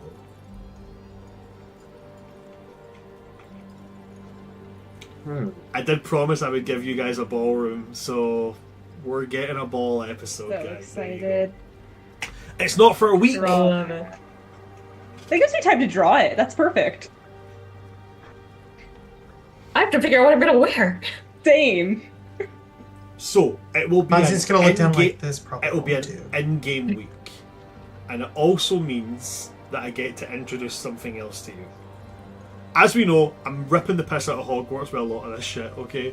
Like, giving a dwarf a mad eye that lets you see through things, but doesn't see through clothes, because that shit's fucking creepy. But I did also copy one other thing, and that is that the Academy is going to arrange a trip to a village nearby, where you can shop and Yes. buy shit. Shopping episode. And it's not just going to be Hogwarts hogs meat, because, you know, that's bullshit, right? But you guys are going to get to go and shop, you're going to get to explore a new area, and it's going to be the introduction of something that you get in the ballroom thing in Strixhaven, which is you're going to have to roll to dance. Oh, I'm gonna be terrible at it. I can't wait. Constantine, let me This dance is- with you. Let me Rista's dance gonna with you. shine. It's less of a let me dance with you and more of a you may wish to find yourself an escort or an escortee. Brent, I have You one mean request. a date? Yes. What's your request, Constantine? Oh, because I have very strong feelings about this in real life. For God's sake, please have some variety in the music. Because listen, not all of us have an ass to shake on the dance floor. Give us some slow songs as well. Buddy, I've literally just taken like 4 people from different genres of music and made them fantasy. Like, you got, I'm shitting you not. You guys have a fantasy look Combs.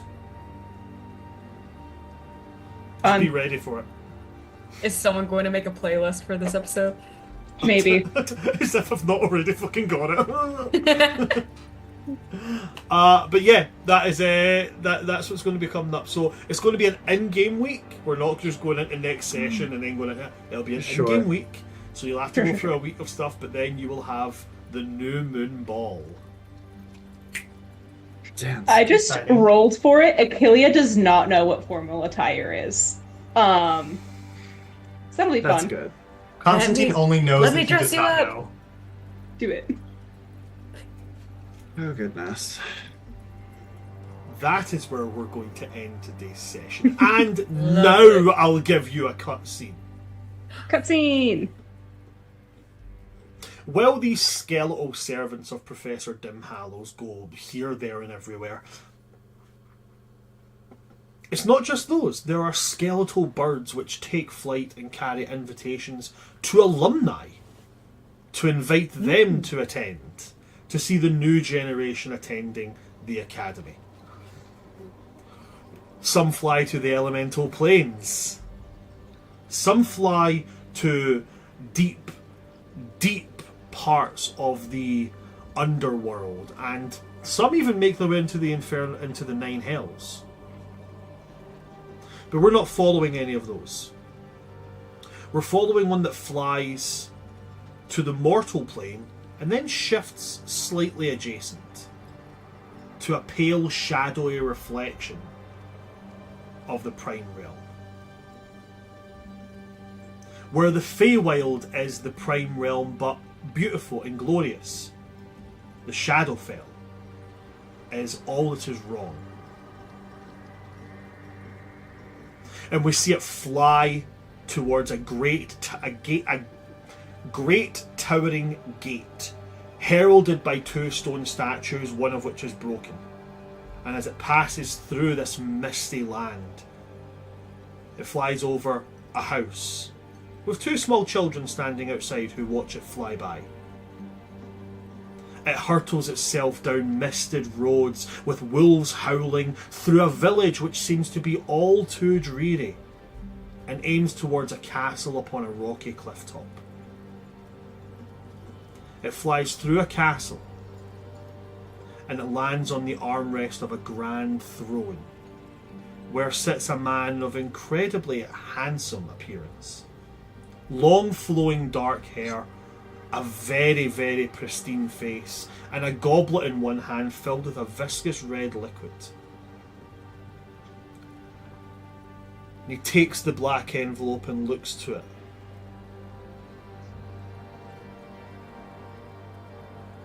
Opens it, reads it, and turns to a dark elf companion next to him and says, Rahadin, send word to Dimhalla that I will be attending. It would be nice to see my children again. And Rahadin, this dark elf, will turn and say, as you wish, Lord Strahd. And that is where we wrap today's session. Thank you very much, everybody, for coming to see today, and thank you very much to my cast for their awesome roleplay today. Now, if you like what you've seen here today, you should check out everything else that we do. We're streaming 6 times a week at this point, guys. It's wild. It really fucking is.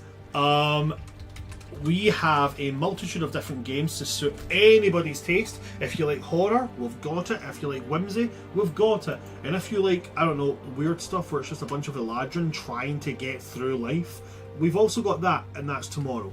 But whatever you like, whatever you want to see, there's something for you here on the World Tree. And I'm going to drop in our link where you'll be able to see all of our social medias where we are. We are mostly active on Blue Sky right now because, let's face it, everything else is kind of a dumpster fire right now.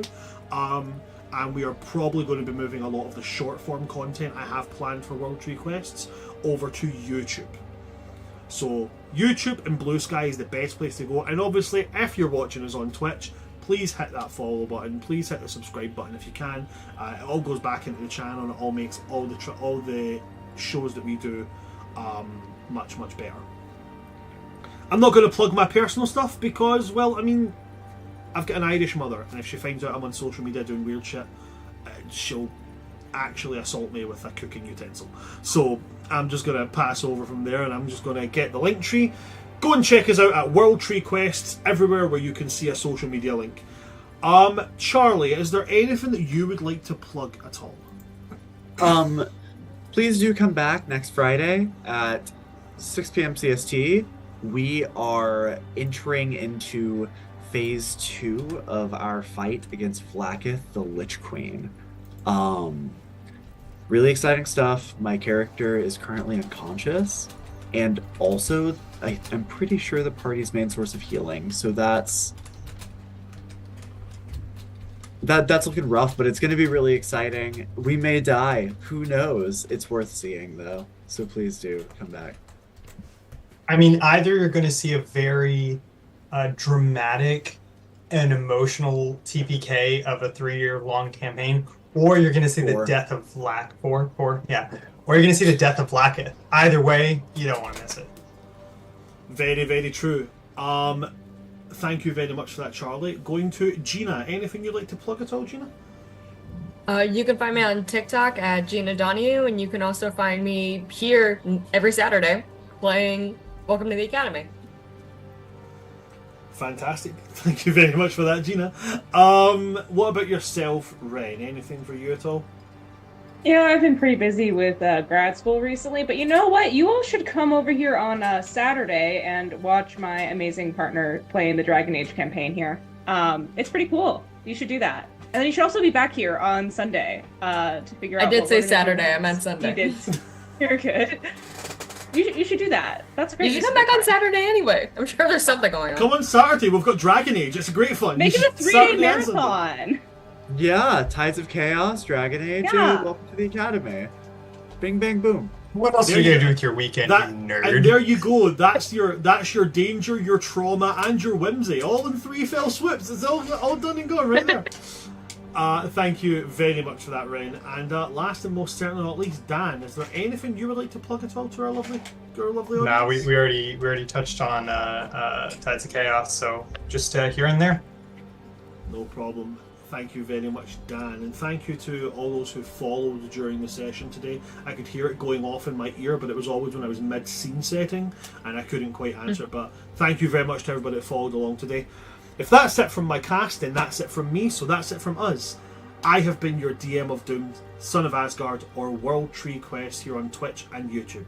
With me today we have had Charlie 182.0, we have had Gina Donahue, we've had Changeling Rogue, and we've had Just Dan. From all of us here at World Tree Quest, good night, stay safe. I do not care what anyone tells me, I will always find a way to bring Strahd into any campaign. He will find his way in, he's actually my dad, and I'm not taking any shit for it, okay? Oof. And also, don't pull a Finny. Good night, folks. Good night.